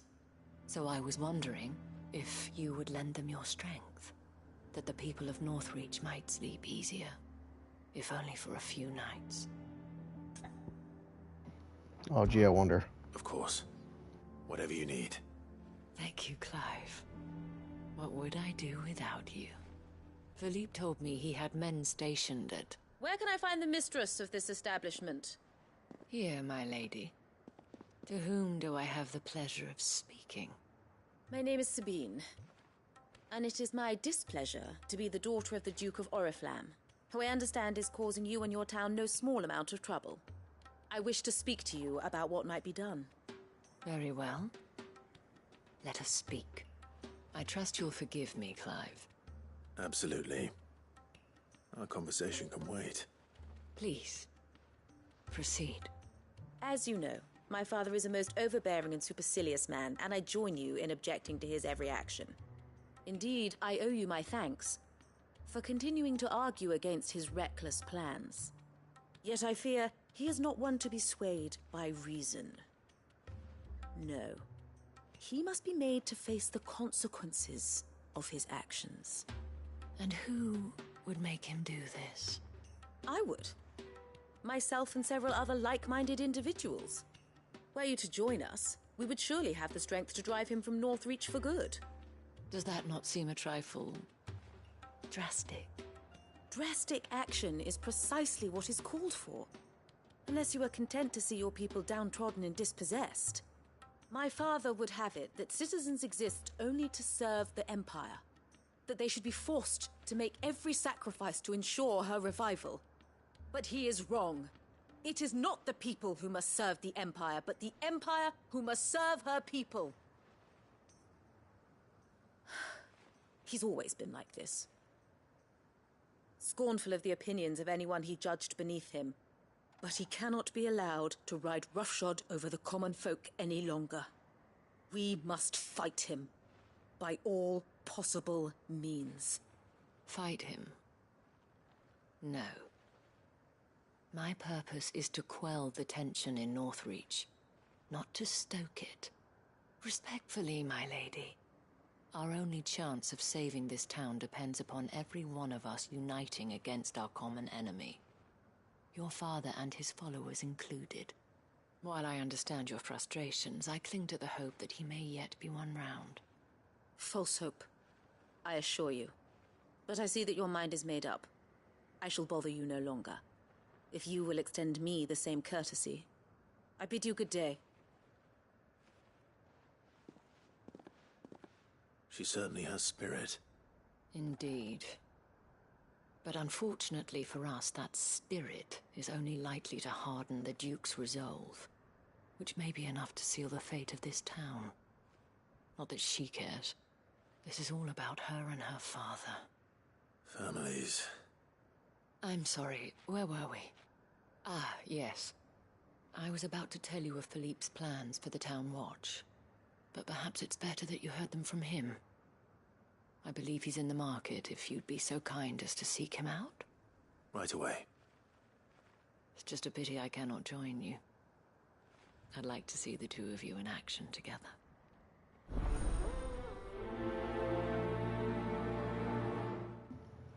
Okay. All that talking. Yeah. Alright, so trial and error.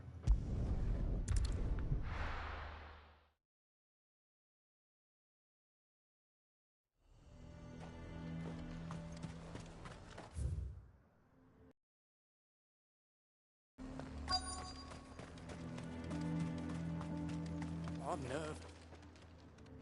Well met, Cid. This is the Initiate. Ember, present yourself. At your service, Master. Please, just Cid. There are no masters here. Your life is your own. Oh, of course. Thank you, Cid. The Sergeant says you'll be evaluating me at my trial. To become a scout, yes. You are aware of the dangers inherent in that role. I am. But I swore I'd face them. Just like the man who saved my life. And who would that be? Gav. It was him who found me and freed me. No magic, no support, just one man and his nose. Came and sniffed me out. It taught me what one man can do if he puts his mind to it. And I've been training ever since, so that one day I can be someone's saviour, just like Gav was mine. I'm sure he'd be flattered. You clearly have good intentions, Ember. And it sounds like you're under no illusions. Stick to this path and you'll make a fine Cursebreaker. So, what? Have I passed? You haven't even started yet. Now listen.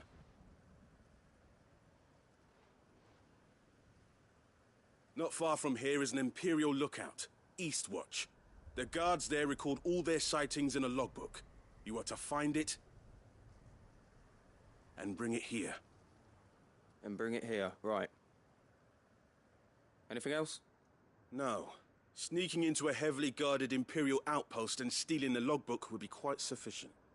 You'll need to assess the situation, determine a point of entry, create a distraction and effect an escape, all without being discovered and thrown into an Imperial oubliette. Ember, Gav isn't our best scout because he can do everything. It's essential that you know your limits. Know my limits, right. I won't let you down.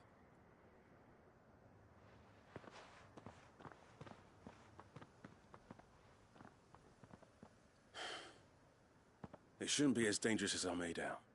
But keep a weather eye on him all the same, would you? On my way. All right, Ember. Already then. Press. Yeah, we got right over here under management. Oh, it's right there, so.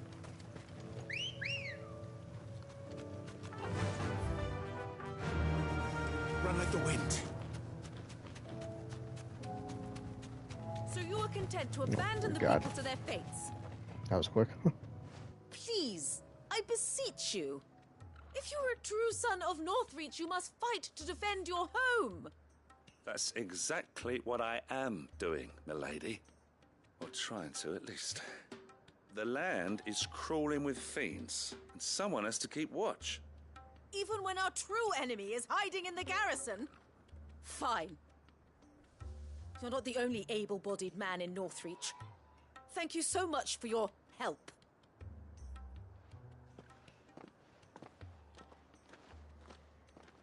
She cornered you too, then? Could hardly get a word in edgeways. Like father, like daughter, eh? She made an uninvited appearance at the Vale earlier, hoping to convince the Dame to join her in fomenting rebellion. I bet that went well. Her ladyship seems to have a way with people. Anyway, what brings you here? Our mutual friend thought you might welcome some help. Oh, she did she? Right as always. In fact, you're just the man. We've had some reports, you see. Sightings of, you know what. They're back. Seems that way. All over, too. We haven't been able to confirm anything yet, but if you're willing, you could go and see what's what. Right. Where should I look? You know Grieger's Weep? One of the sightings places them somewhere on its shores. I'm on my way. Thank you, Clive. Of course I'll look he into is. one of the other sightings. Let's rendezvous back here later.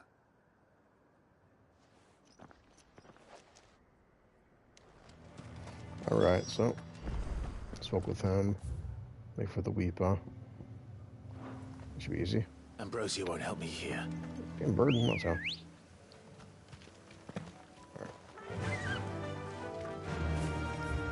Curse you, bird. That shit just down the beach. Kill a couple guys. Alright, sure.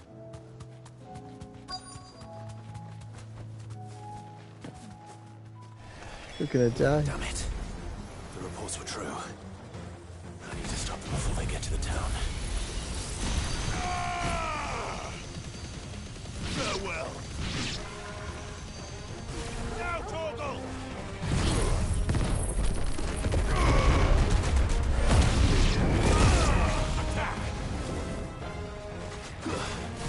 Over here! Go, Torgal!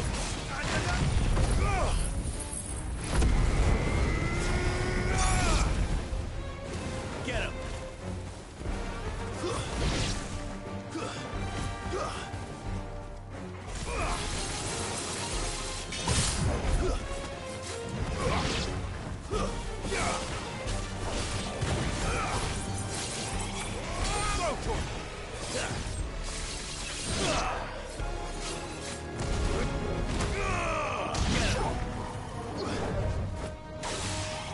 Excellent.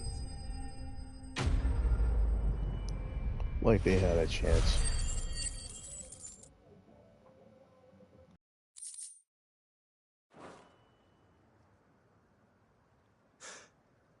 Call that a test, Ultima? Clive, it's me. You all right? I am. But it seems the reports were true. The thralls have returned.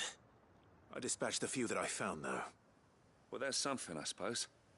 But what were they doing south of town? They all came from the north last time. We might be able to fend off an attack from one side or the other, but from both? Do you have eyes in the north? Some. I should probably go and have a look, though, just to be sure. You head back to Northreach. I want you there just in case war breaks out while I'm away. What do you mean? Her ladyship's been busy working her magic on the townspeople, stirring up ill feeling towards her father.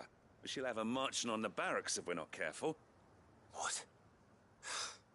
This is exactly what the Dane was afraid of. I'll do what I can to calm things down. Be careful out there, all right? Don't worry, I'm not like you. One sniff of those things and I'm running back to town screaming blue murder.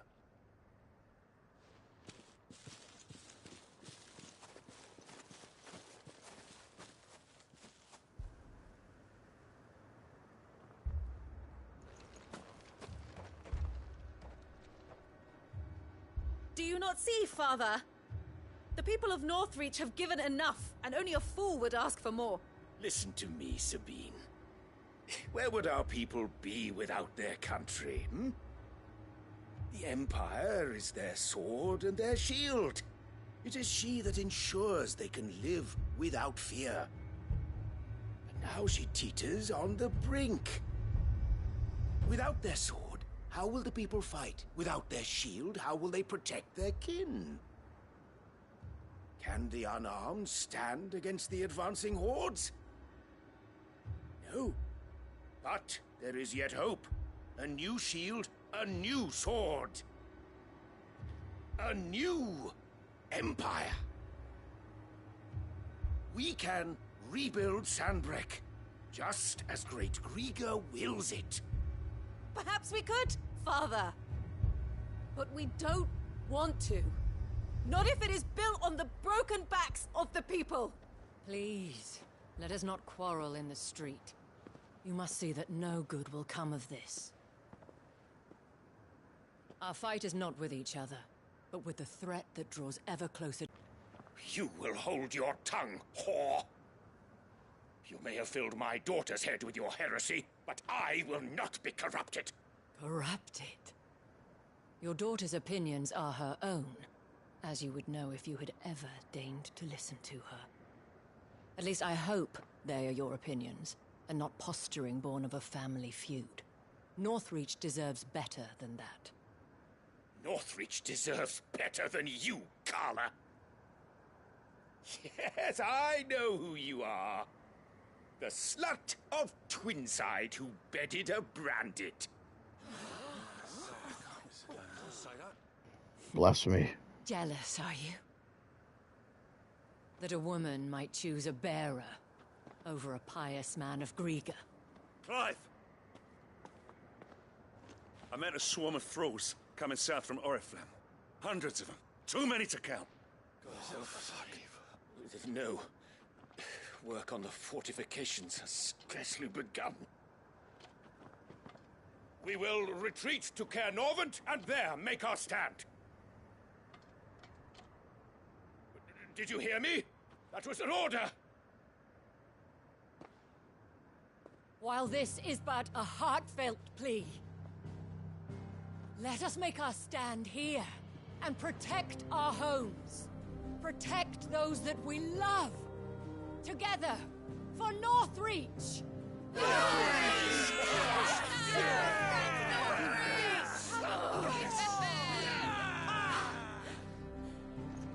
You heard the dame. What are we waiting for? Pikemen to the gates. Archers to the roofs. Quickly, come on!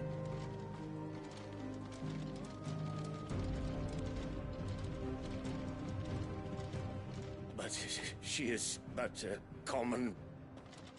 whore, yes. And we'd follow her to the gates of hell.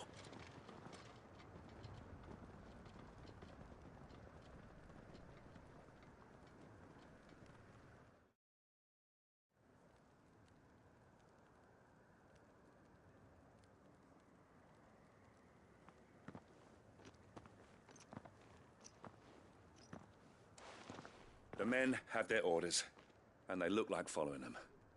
I got them spaced out at regular intervals. Whichever direction the thralls strike from, there'll be someone there to meet them. Thank you, Philippe. Rest assured the people will play their part. The herbalist has donated her stock of medicines to me. Should any of your men be injured, take them to the Vale. We'll see to them there. Thank you, milady. I will. I'll play my part too. You still won for numbers. Unlike the enemy. I only hope I can go some way to evening the odds. Philippe, can I leave the south in your hands? I doubt the thralls by the lake were the last of their number. Of course. I'll lead a party down that way so we don't get taken by surprise. What about you? I'll make my way up the road to Oriflamme. I fought a few of these things. And while I can't promise to hold them all back, I should be able to thin the herd. All right. But take care. Thank you. Both of you. You can thank us when it's over. Till then, madame.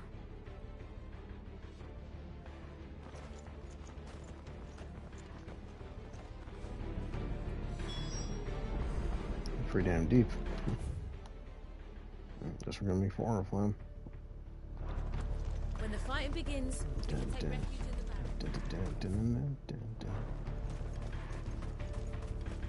We're coming. Trying.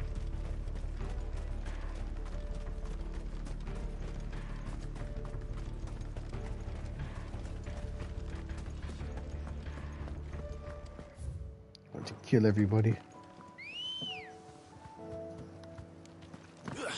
Ready, go? Let's go, bird. Dun. Right here? Okay.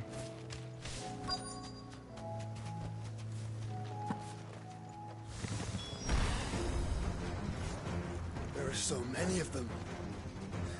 Let them all come. Not for long.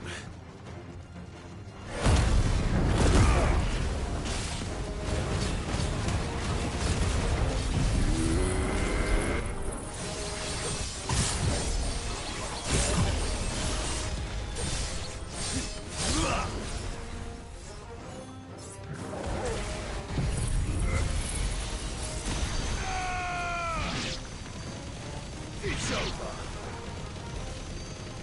All yours, Torgal. Go for it. Over here.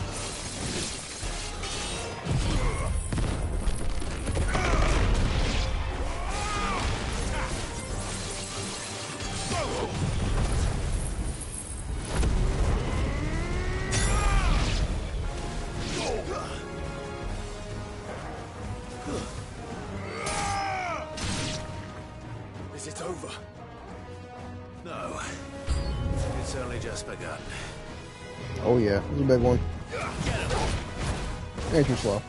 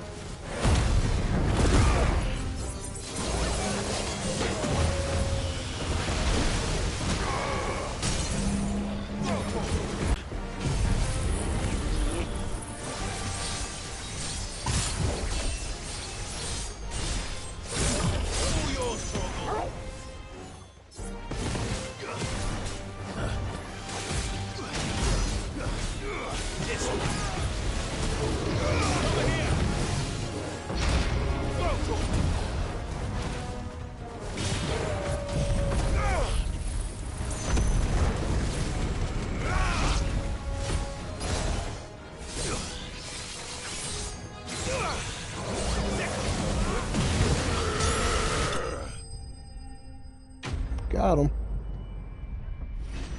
Enemy slain. Another side quest done. Oh yeah. Can't stop Clive. Nuts. That looks to be the last of them. I wonder how the others fared. Better hurry back to town. Come on, Torgal.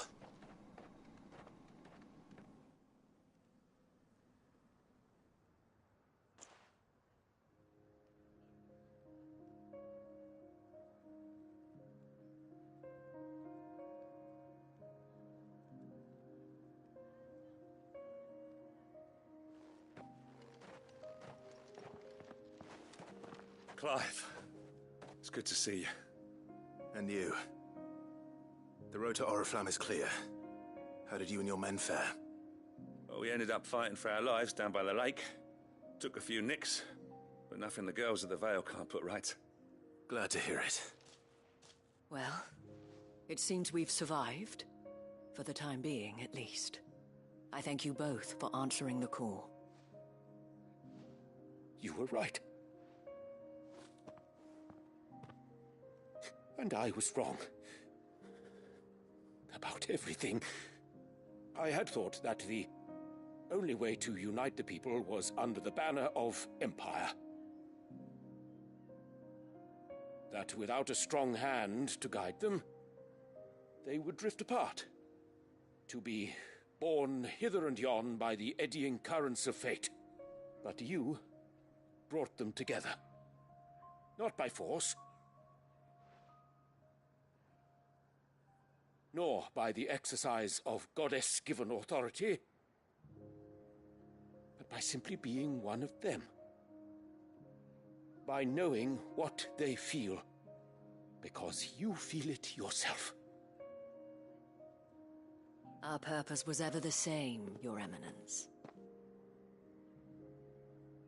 You were merely distracted by a loftier vision of empire and glory, while our eyes beheld matters closer to home. You have the right of it again.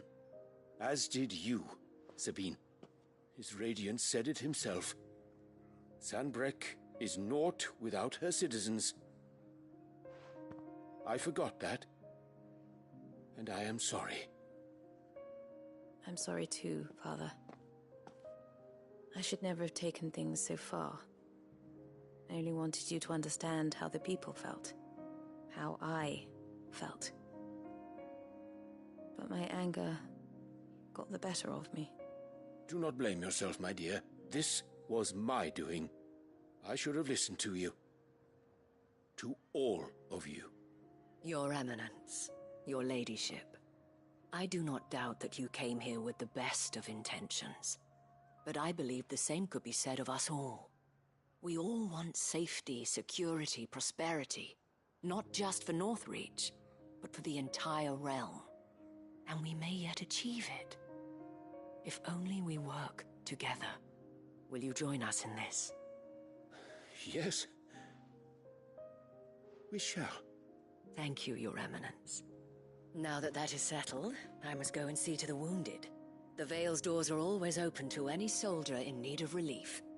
And today there are more than ever before.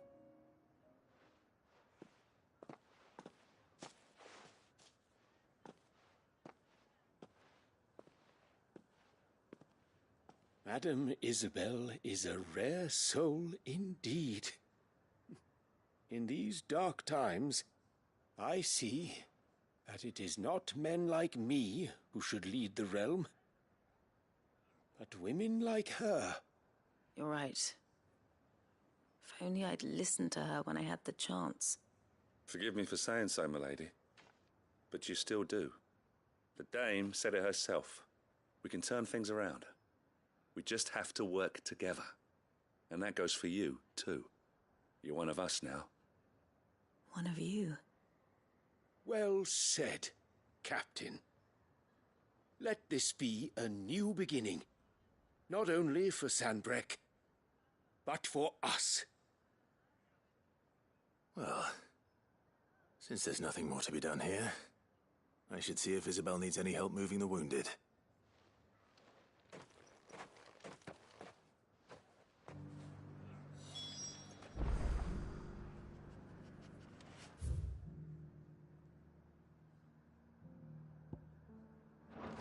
we get you anything?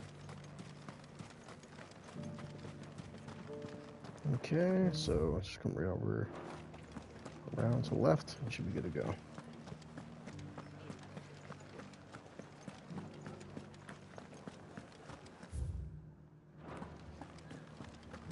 Just a little further. This the last one?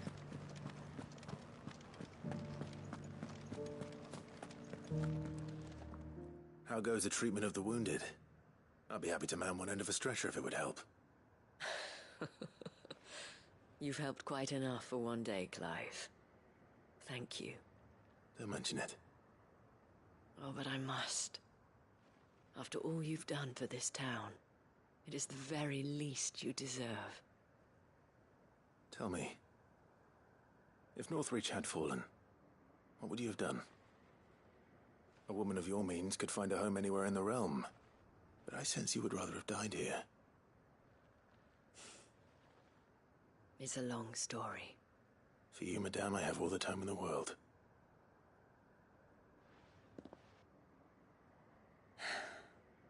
Very well. Long ago, I had a life in the Crystalline Dominion. I was Carla then, courtesan to the nobility. So sought after was I that it was only they who could afford my time. Alas, those halcyon days were not to last. For naive as I was, I fell in love with a bearer. He was my master's guard, the gentlest man I have ever known. After they discovered us together, he was whipped bloody and forbidden from ever looking at me again. And so we fled. Not that we had anywhere to flee to. We wandered, aimless and starving, half dreading, half praying that the next day would be our last. Until we found ourselves here, in Northreach. It was the Veil that took us in, that fed us, clothed us, and healed our hurts. Those that could be healed, at least. My love was already too far gone. He passed away. He did. Not long after we arrived. But at least we were able to share a few moments of peace before the end. It was the greatest gift I have ever received. But the generosity of this town and her people did not end there. The men and women of the Veil supported me through my grief. Shared in it, though I was still a stranger to them. They treated me like a sister. And so I swore that I would always do the same. That I would return the kindness that Northreach showed me. That I would repay my debt to the Veil.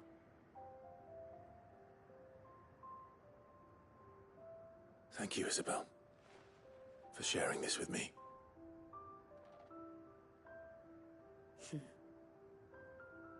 You're a lot like him, you know. Perhaps that is why I have such a soft spot for you. Never stop fighting, Clive. And I shan't either. I know that it will not be easy to keep Northreach together. But our efforts will be rewarded. Just look at us now. The people, the soldiers, even the Duke of Oriflamme and his daughter, all united in defense of this town that we have come to call our home. And what of you? Can we count on your support too? Always. Okay, another quest done. All right, giggity.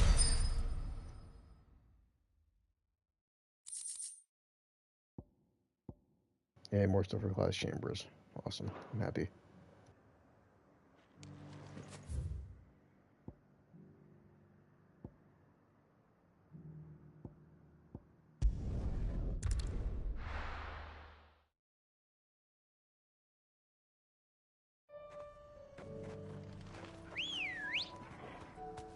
Ready, go? Fly, Ambrosia.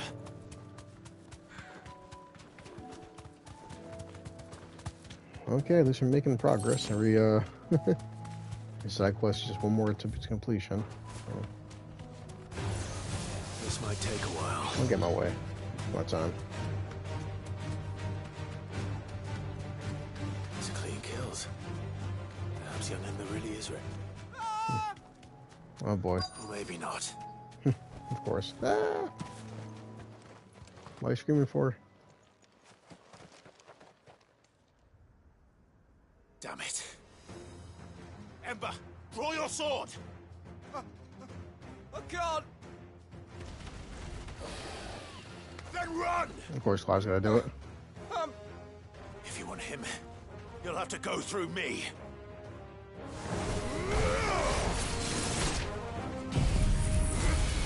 Big mistake, pal.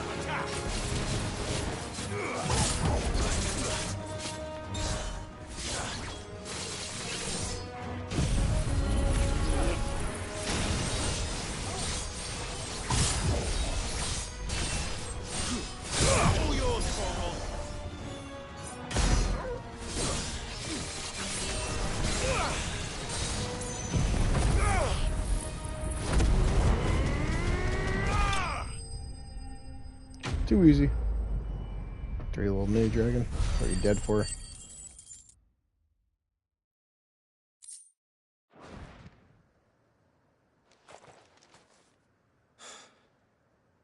Ember, are you...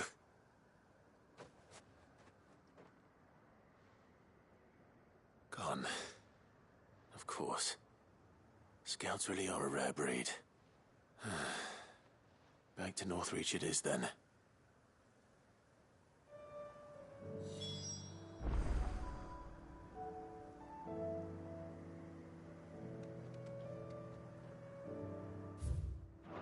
Well, this is just here, so grab those.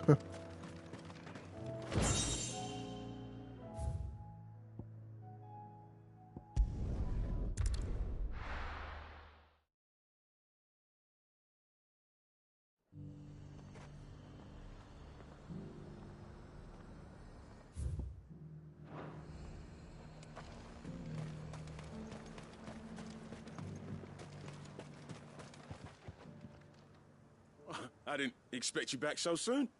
Where is Ember? How did he fare? I thought I'd find him with you. He must have fled.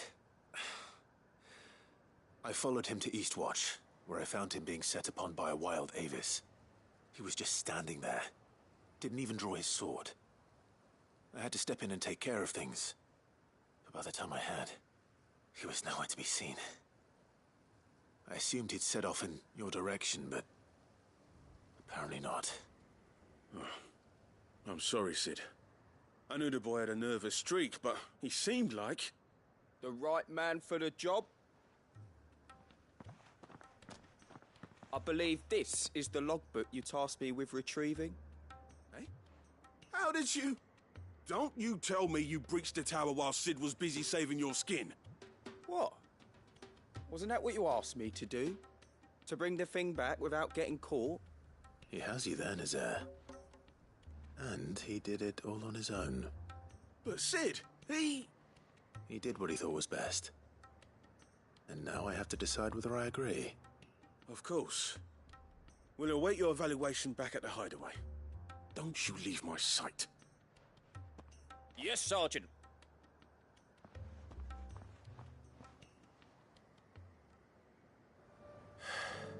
This won't be an easy decision.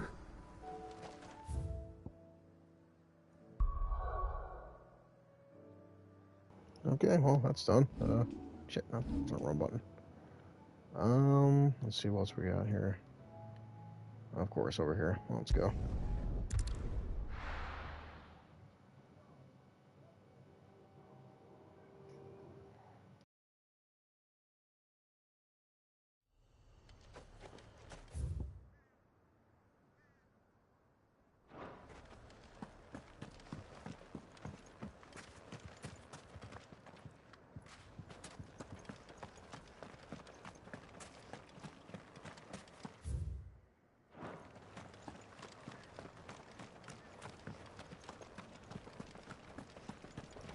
Just want to hop my damn Chocobo, damn it. Okay. By now, please. There we go, sweet. Let's go, bird. And the Chocobo music. Yay! Alright, so what is down here? Freaking Duty Undying. Ugh. Making progress, what we're doing.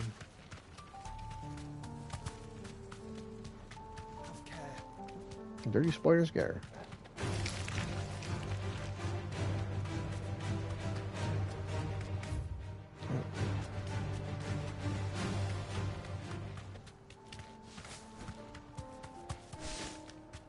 Might this be Nickelbug? Guess we're gonna find out. You deserve a rest. Yes, cutscenes. Yep.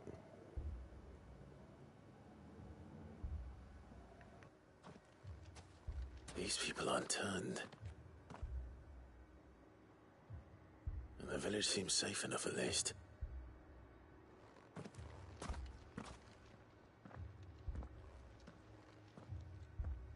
What is going on here? Ah, did you too heed the call? Heed the call? No, I came here looking for someone. To be honest, I wasn't sure I'd find him here. Let alone all of you. Is that so? What are you doing here? Is this where you live? It is my home. The others, they heeded the call. You keep saying that. What do you mean? They came here. Right. Just as King Barnabas instructed. This village is their altar, where they shall cast their shoals upon the gentle waters and give themselves to the Lord. Give themselves? Oh, Lord, cleanse us of our sins. Let us be reborn in your loving arms.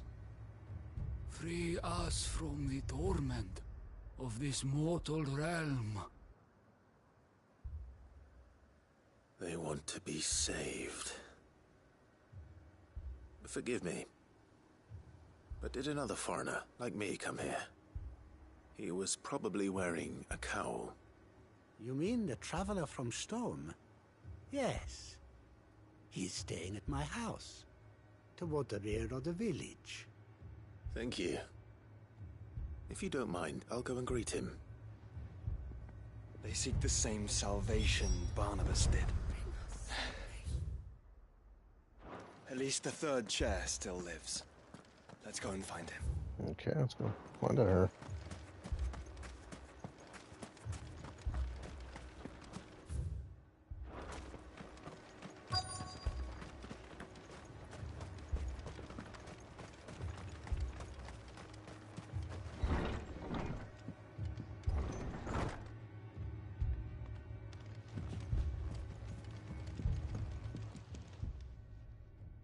Excuse me. Are you with the Undying? I am. And so it would appear, are you? Lord Rosfield, if I am not mistaken. That's right. And you must be the third chair. I am. Cyril was worried for your safety. He sent me to find you. Then I must apologize. I did not mean to trouble the bearer of the burning quill. Much less you, my Lord Marquis. He said that you had failed to report. Is there a reason for that? I came here to study the followers of this new faith. But the more I learned of them, the more my own faith began to falter. You have seen them at their prayers, have you not?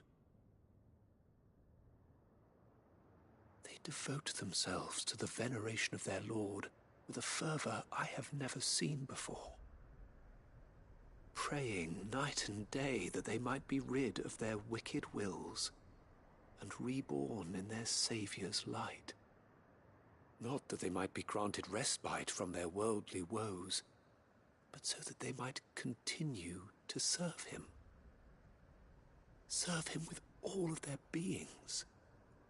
I, too, swore to devote my life to the service of my Lord and Master, but this... 'tis different. It is more.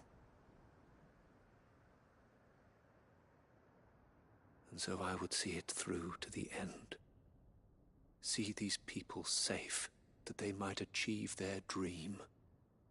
That they might do their duty to their Lord. Even if it should keep me from doing my duty to mine. You do understand what their dream is, don't you? I do, my lord. They would cast aside their wills and become a Kashik. I know that it may be hard to believe, but to these people, that is the very essence of salvation. Forgive me, my lord, but I must remain here.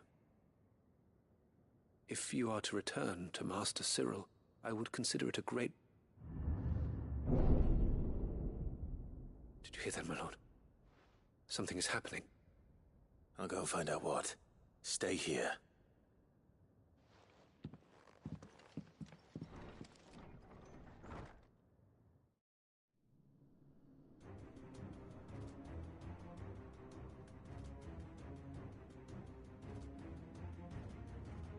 An ether flood.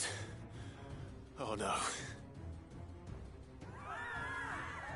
There must be something I can do. Of course you can't, Clive. Kill them all. Echoes as well. Found her. Ready, brother?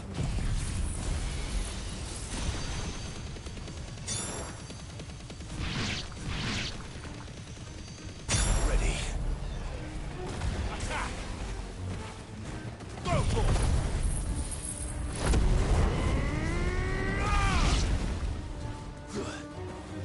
Attack! Over here!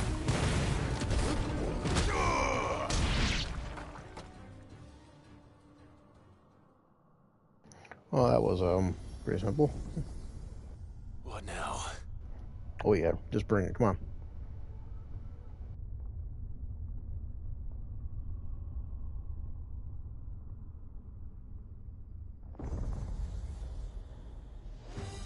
Oh look, something that wants to die. I should help it. Just begging for me to kill it. We meet again. Let's go, big boy. I've killed your kind before.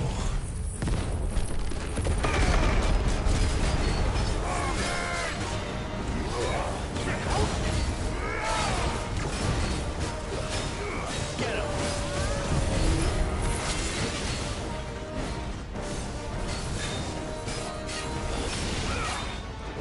Too slow. Go for it!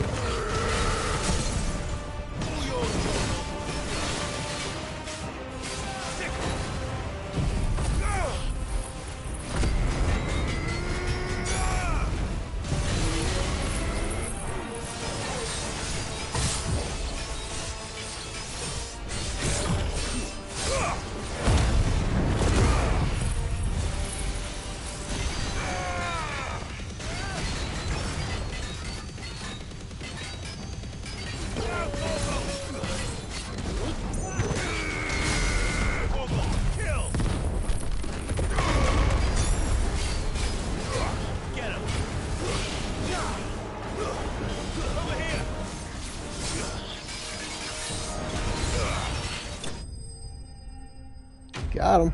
Big son of a bitch. Nice fight. Okay, well, that quest should be over with now.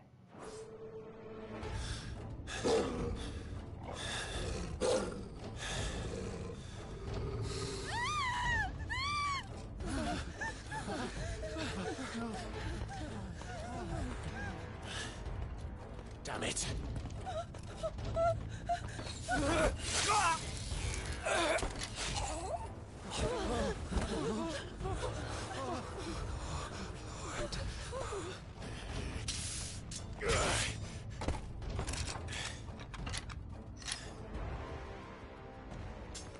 Don't you die.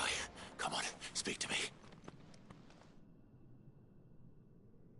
I had to save them, that they might have a chance to find true salvation by devoting themselves to the service of their Lord. Just as I did when the Undying plucked me from the gutter and gave me a cause to believe in. A duty to serve was everything to me, and I would not deny them that fulfillment, even if they must become a Kashyyyk in order to achieve it. Forgive me, my Lord Marquis. I did not mean to trouble you with this. My findings. Could you deliver them to Master Cyril for me? Of course. Your duty will be done.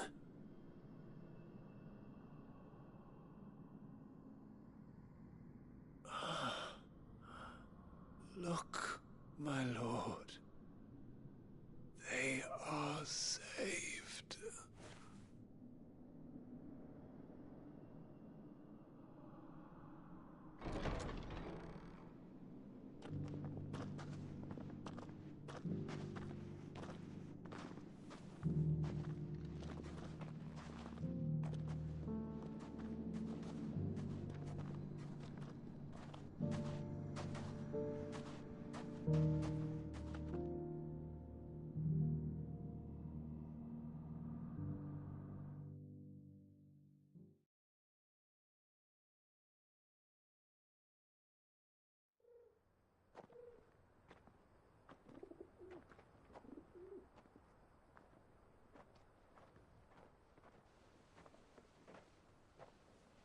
They are saved.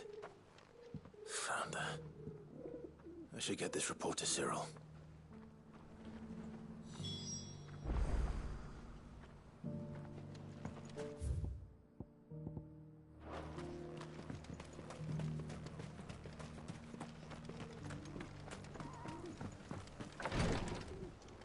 Here, Cyril, take it and be done with this shit. My Lord Marquis, welcome back. I am glad to see you hale and whole. I met with your third chair, Cyril. He bade me deliver his findings to you.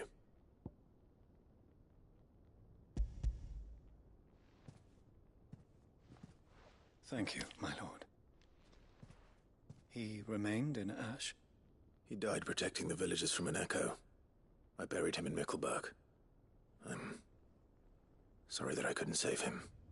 If you could not save him, no one could.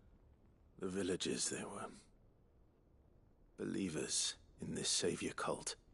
They prayed to their god that they might be unburdened of their wills. Then an ether flood came, and their wish was granted.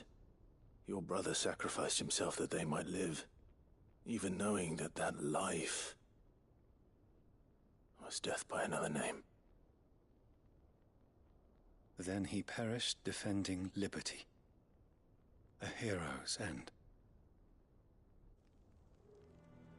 For the right to choose how one dies is no less sacred than the right to choose how one lives. Sid would agree. He wanted to build a world where people could die on their own terms. A noble ambition. To die for one's cause is the most perfect expression of one's faith.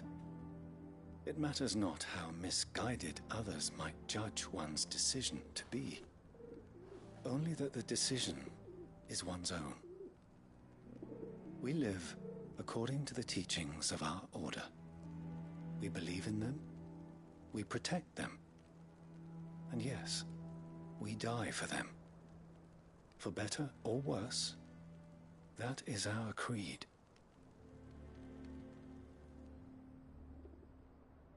But he didn't die for your creed. He died to save them. And you still believe that what he did was right?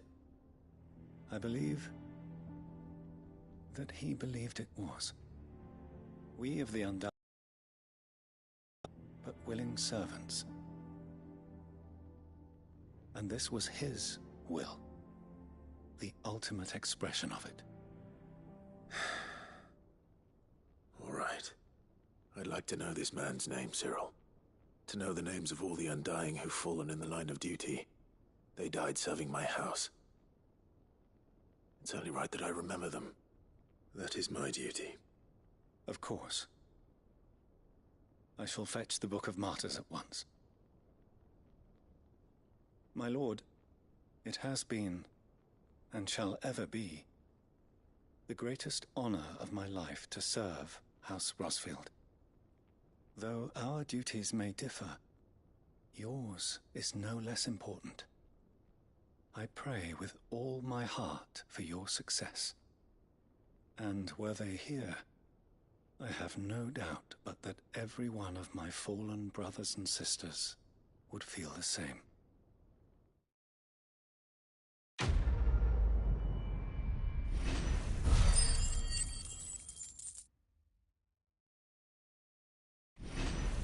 Okay, well, that one's done.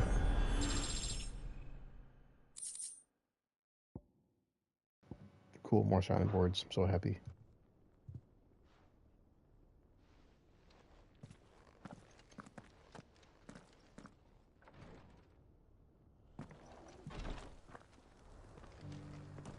Hey, a trophy. They opened up my mind. Okay, huh? Yay. I think there's one over here. Yeah.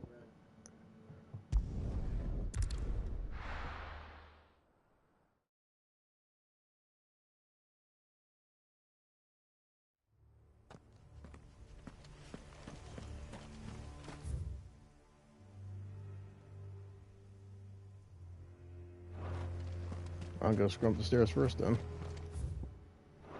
Can I just ride up there? Probably. Find out. Come on. Doris is waiting for me near Balmung Dark. The longer she's out in the open, the more likely she is to be found by Akashic. I need to hurry. All right.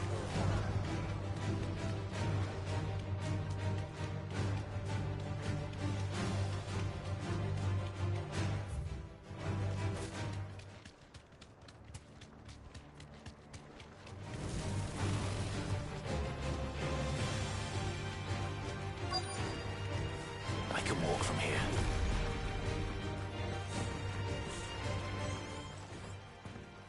Skip that fight. There were no guards, I take it. None manning the gates, no. It's a different story inside, though. The corridors are crawling with Akashic. Most likely guards left behind when the Wardens ran. If Chadwick was being held here, I worry that he may already be. Don't give up hope just yet. But let's move quickly. Let me check the ground floor.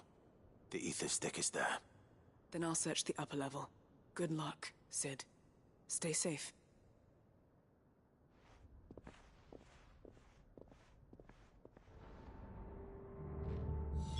Just how bad are the floods inside the walls? Of course, last time I was trying to explore all this shit and couldn't get in there, and of course had to be a damn side quest. Locked up tight.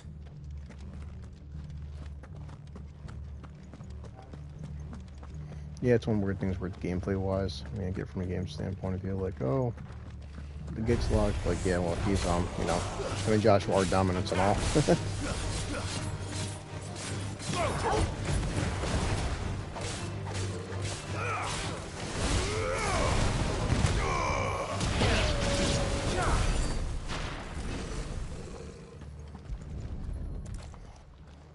punch that damn gate open.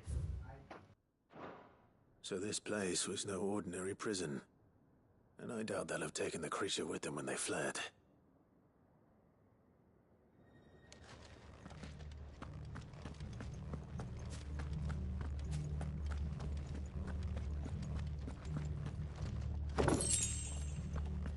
Alright, I got some more sharp fangs, lucky me.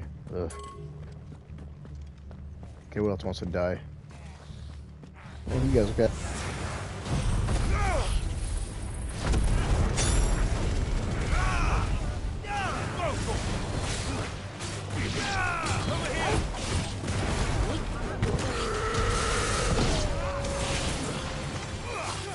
This one.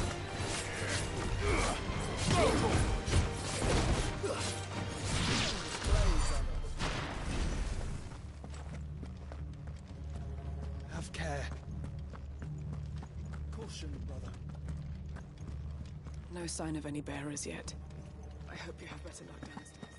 Quiet. Well, that sucked. It's for nothing. Open this gate. This gate. Caution, brother. Joshua, stop saying caution.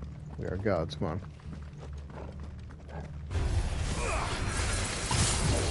Get him.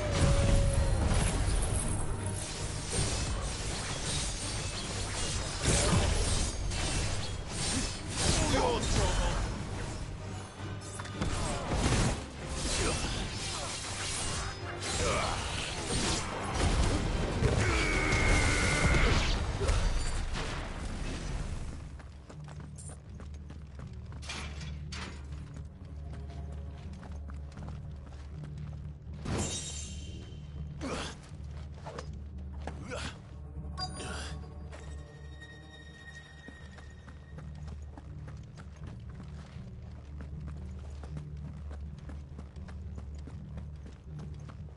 Okay, find rescue the Captain Bears. Well, get that, bud.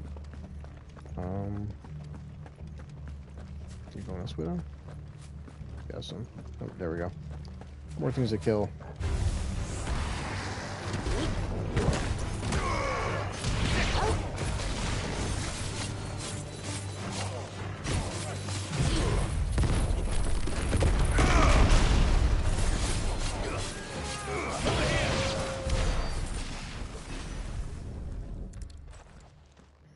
Okay. Okay, so species, provide bearers employed, join me. Yeah, it's sure. When they run out of bearers. Even the Imperials take better care of their branded than that. Yeah, it's always some dark shit in this game. There we go.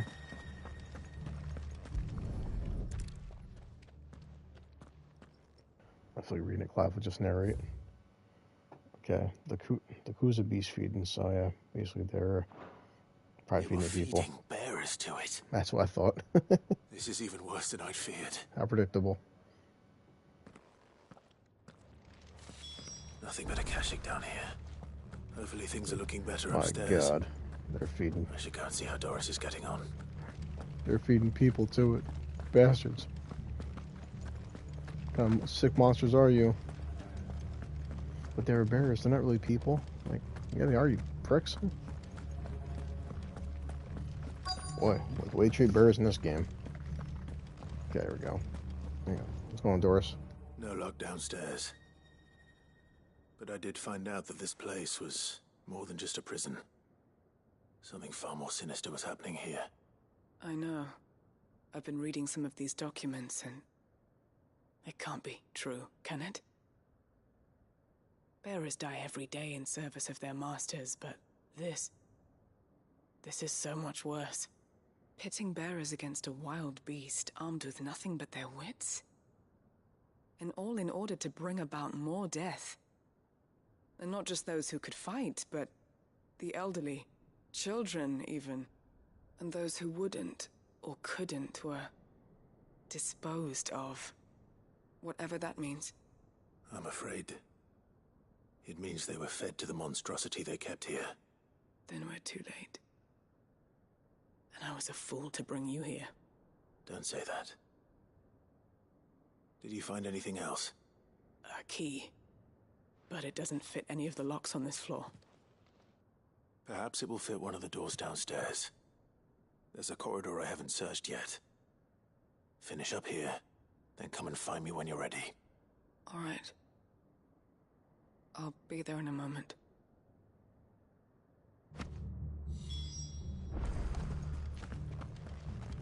Okay, finally, lock the damn door.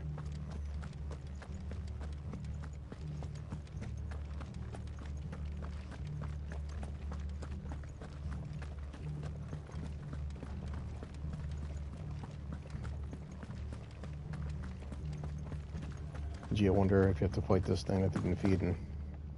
I just wonder. Could be wrong, mind you, but it's an educated guess to say the least.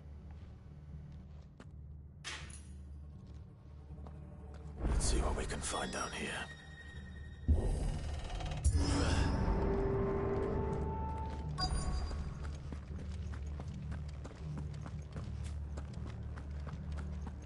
Oh, look, a big open area. Really? Nothing popped out? What's around the corner? Jesus.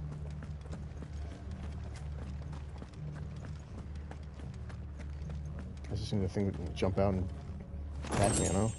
Okay, Amber, I don't care.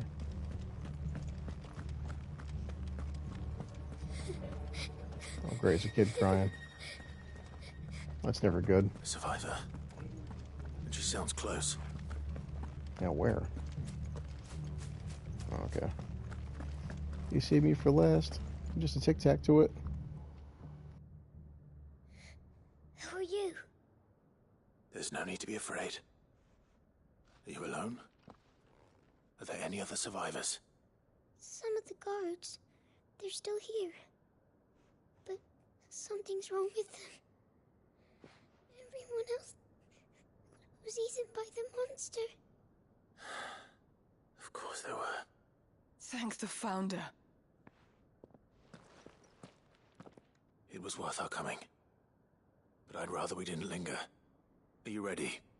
Ready when you are. You poor thing. He must have been terrified. Did Chadwick send you? What? He fought the monster. Distracted it so I could run away. He must have sent you. He promised to free the others too. Where is he? He opened your cell, didn't he? He wouldn't be here otherwise. Chadwick.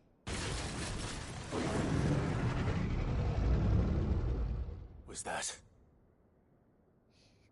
Monster's back! Chadwick, help! We have to get out of here. Doris, keep the girl safe. All right. You put that bearer-eating bastard in the ground.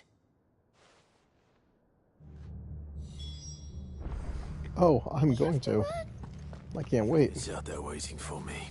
I can't let it live. No, we can't. Not if it's got a taste for bearers. Time to die, creature. Let's go.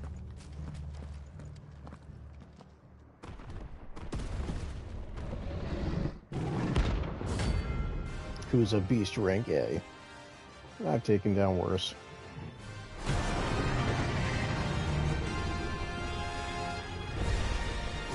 Beast will wreak havoc if it ever leaves the prison. I can't let that happen.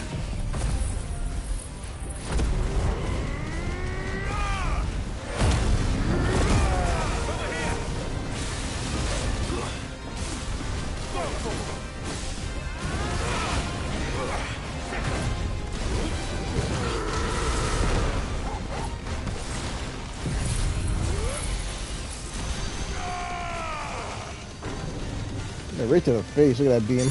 Hey, bastard. Take it.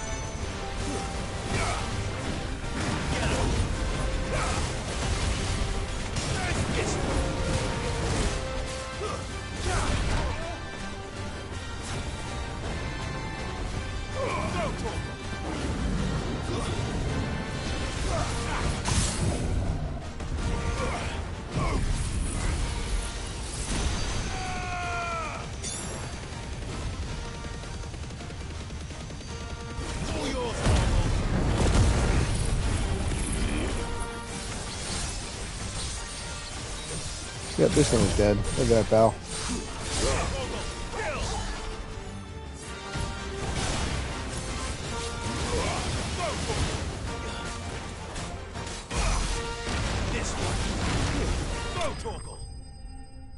Dude, Behemoth, that's what you get.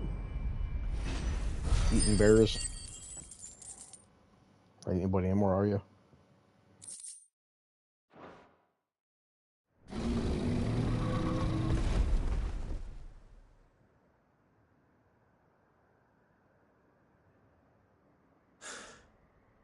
Finally. Cid, are you hurt? I'm fine. I think.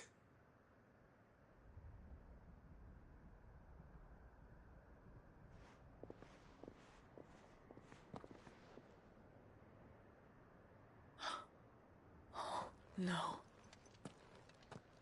What is it? A diary. I gave it to Chadwick before we went our separate ways. He was here. Do you think that creature? I'm sure he fought bravely to the last. The girl is safe thanks to him. Chadwick. You fool. Come on.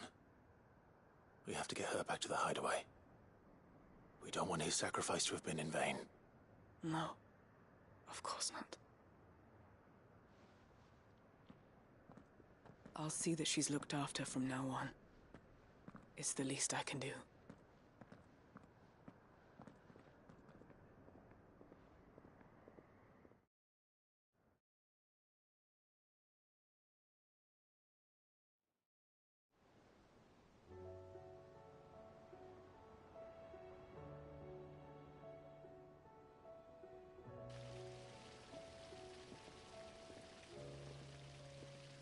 From what I hear, you've barely left the girl's side in days. I hope she's recovering from her ordeal. She is. Slowly but surely. She's far tougher than she looks. I thank the flames we found her. If we hadn't... I know. But we did. I'm sorry we weren't able to save Chadwick. There's no need to apologize. Without your help, I would never have found out what happened to him. How he fought to the bitter end to save her. To save Haida Marie. That's the man I remember. The man I thought of as a brother. I wish I could have met him. I'd like to hear more about your past. If you don't mind, that is. Of course. You already met my former master. She trained Chadwick and I to do two things. Kill and obey. We were supposed to be sold to the highest bidder when the time came. But no bid was ever high enough to convince her to part with us. For years, we were her daggers in the shadows. But we could never quite shake our doubts about the things she made us do. And then, one day, we just couldn't do them anymore. So we escaped. But staying together was out of the question. They would have found us too easily. After so many years of training, the pull to serve was always strong. It scared me to think he might have taken another master, become a dagger in someone else's hand. But even in captivity, the battles he fought were his own. And he died not as someone's tool, but as a hero. Haida Marie is proof of that. Bearers can cast off their shackles. And the Cursebreakers will show them how. I'll fight until my dying breath to see it done. For Chadwick, and for all of us. Thank you, Doris. We'll be counting on you.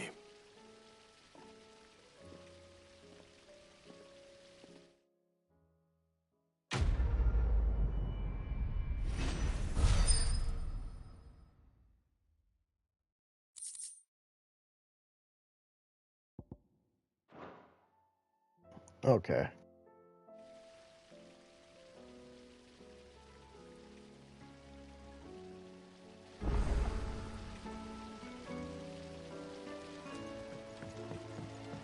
He just hands in. I gotta take a damn break. It's like, it's getting late, and I got set up something. Oh, jeez.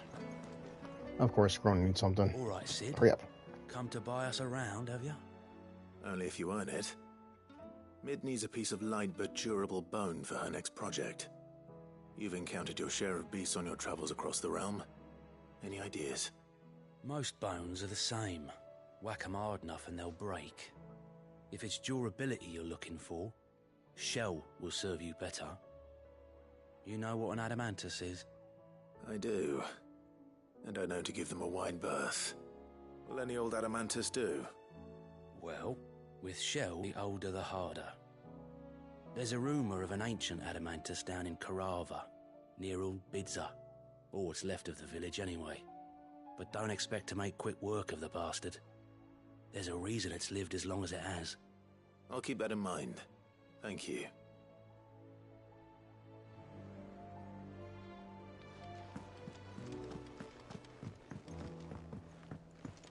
You should have seen him. Welcome back, Sid. Welcome back, Sid. Yes. Welcome back. Trip wasn't too much of a pain in the arse, I hope. Truth be told, it was me who suggested roping you in to help with the trial.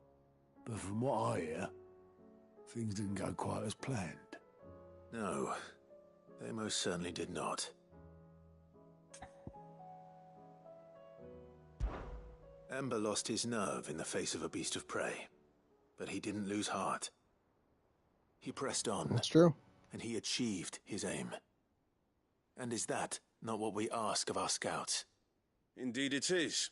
Thank you for your honest appraisal, Sid. The fact remains, however, that Ember will not always have a battle-hardened warrior on hand to pluck him from the jaws of peril.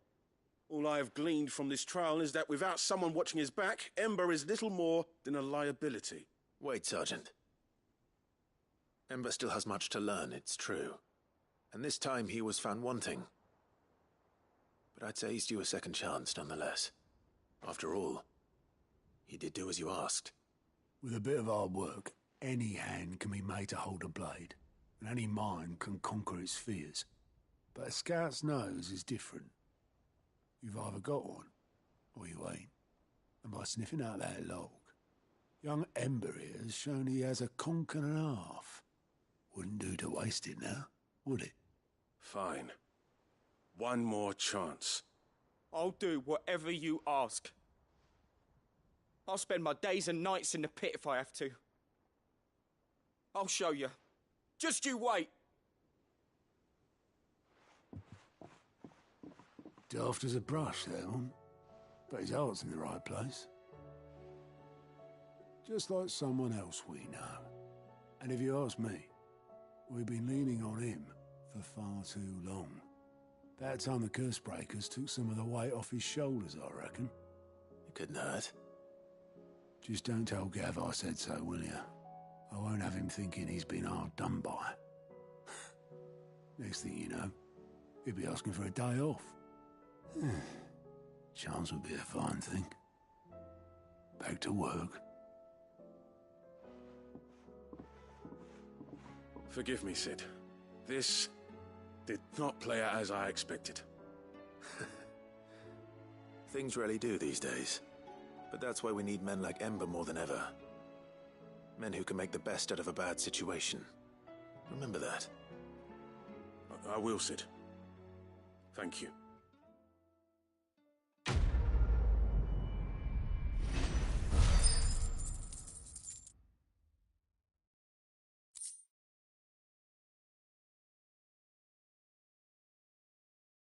So happy. I should be talking to Hippocrates when we're done. Uncle, I bring good news. The Field Marshal has agreed to your plan. Ha! Of course he has. I didn't doubt you for a moment, dear boy. Rutherford is accompanying him back to your manor in Port Isolde as we speak. They will await your return there. As will one other. One other? Who, exactly? Lord Havel was concerned that even if he could get the realm's armies to agree to an accord, he might not be as successful in convincing those with political power. He asked if I might have a solution. And I suggested a certain Imperial Lord Magistrate turned liberator. One of your co-conspirators? Master Quinton would probably call me one of his. But yes. Another outlaw, then. Just the thing we need to put these rotten politicos in their places. Good thinking, Clive. I'm glad you approve. The more the merrier, eh? Uncle, assuming Havel and Quinton can solve our problem with the armies, you still haven't mentioned how we might manage the grain shortages. Oh, don't you worry, my boy. The 7 high houses will be seeing to that. They have all agreed to make the most generous of donations. Oh, of course, it did take a little persuasion, but luckily I had some unexpected help. From who? Why, you, my boy. Rumor has it that you rescued the Lady Ariane's head steward Rockford from a horde of bloodthirsty bandits. It was more of a handful. Well, the old battle axe was so pleased. She had a shipload of talents delivered to my private docks by the next new moon. And when the other houses saw the parsimonious old crone's purse strings finally loosen, they as good as tripped over themselves in the rush to follow suit. I'm happy to hear it. Now, I must be getting back to the manor. Join us there at your earliest convenience, would you? Of course, Uncle.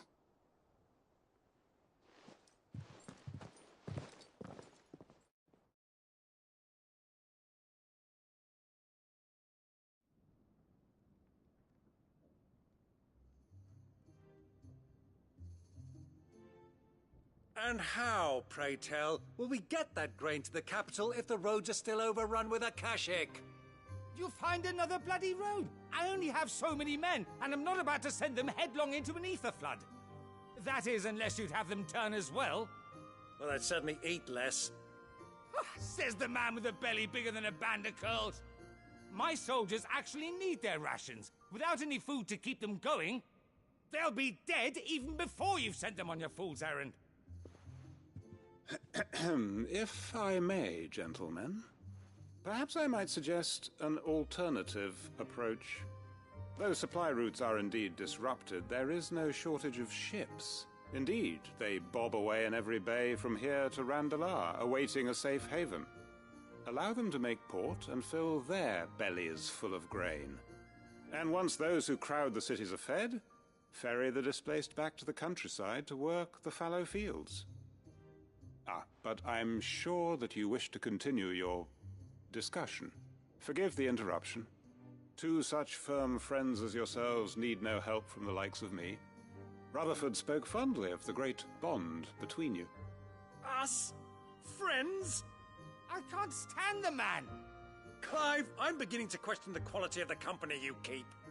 And what kind of company were you expecting him to keep? The man's a criminal! Criminal? How dare you?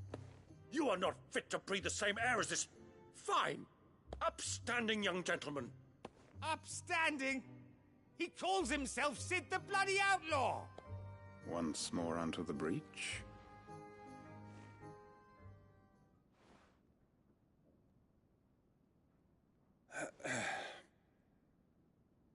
Shall we begin again? What we seek here is not to create a new nation, nor to claim the thrones of those that already exist.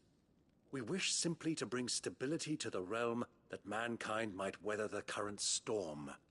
And to do that, we must convince those in power, the generals, the statesmen, the nobles, that our cause is just. There will be disagreements, yes, and I imagine some resistance, much resistance. But we cannot let that deter us. If we show them the path, show them that we walk it ourselves, then I am confident they will follow. The fate of the world lies in my nephew's hands, but the well-being of her people lies in ours. And we must not squander the chance that Clive has given us. Uncle Byron, Now, with that settled, let's move on to the signing of the Accord. For what great moment in history hasn't been accompanied by a little ceremony?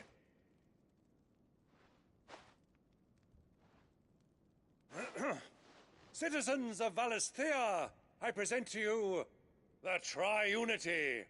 Rutherford, Mike Will.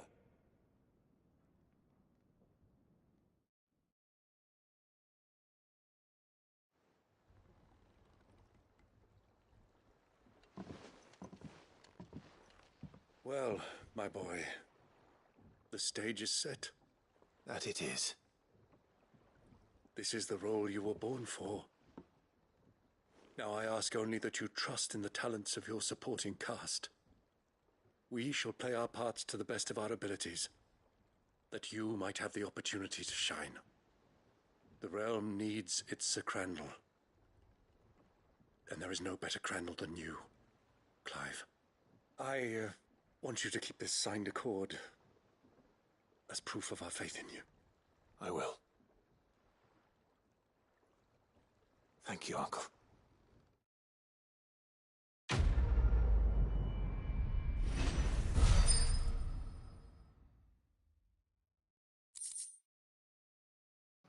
Awesome. Now we got Split and Clive's chambers. I'm so happy. Not really, but another 20-minute cutscene for his uncle. And we talked to Hippocrates, and then should be done. Unless I'm mistaken. Yeah. Boy, these guys are just killing the friggin' side quests until the end of the game. Jeez.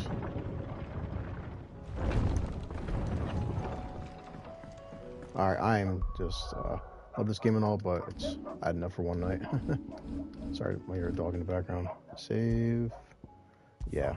If you're watching, sorry, this might be the one, unless you're leading the side quests and stuff, this could be the one YouTube thing that you might be skipping just because of all the side stuff. But, you know, again, I can't, I have no control over the matter, so sorry. But, yeah, I'm going to stop it right here, and we'll just knock these out when I come back tomorrow and get back to the main mission, so... Don't blame me, blame Square. Sorry about the friggin' barking idiot. Okay, stop, Rogue. 3 hours, holy shit. So, I need a break.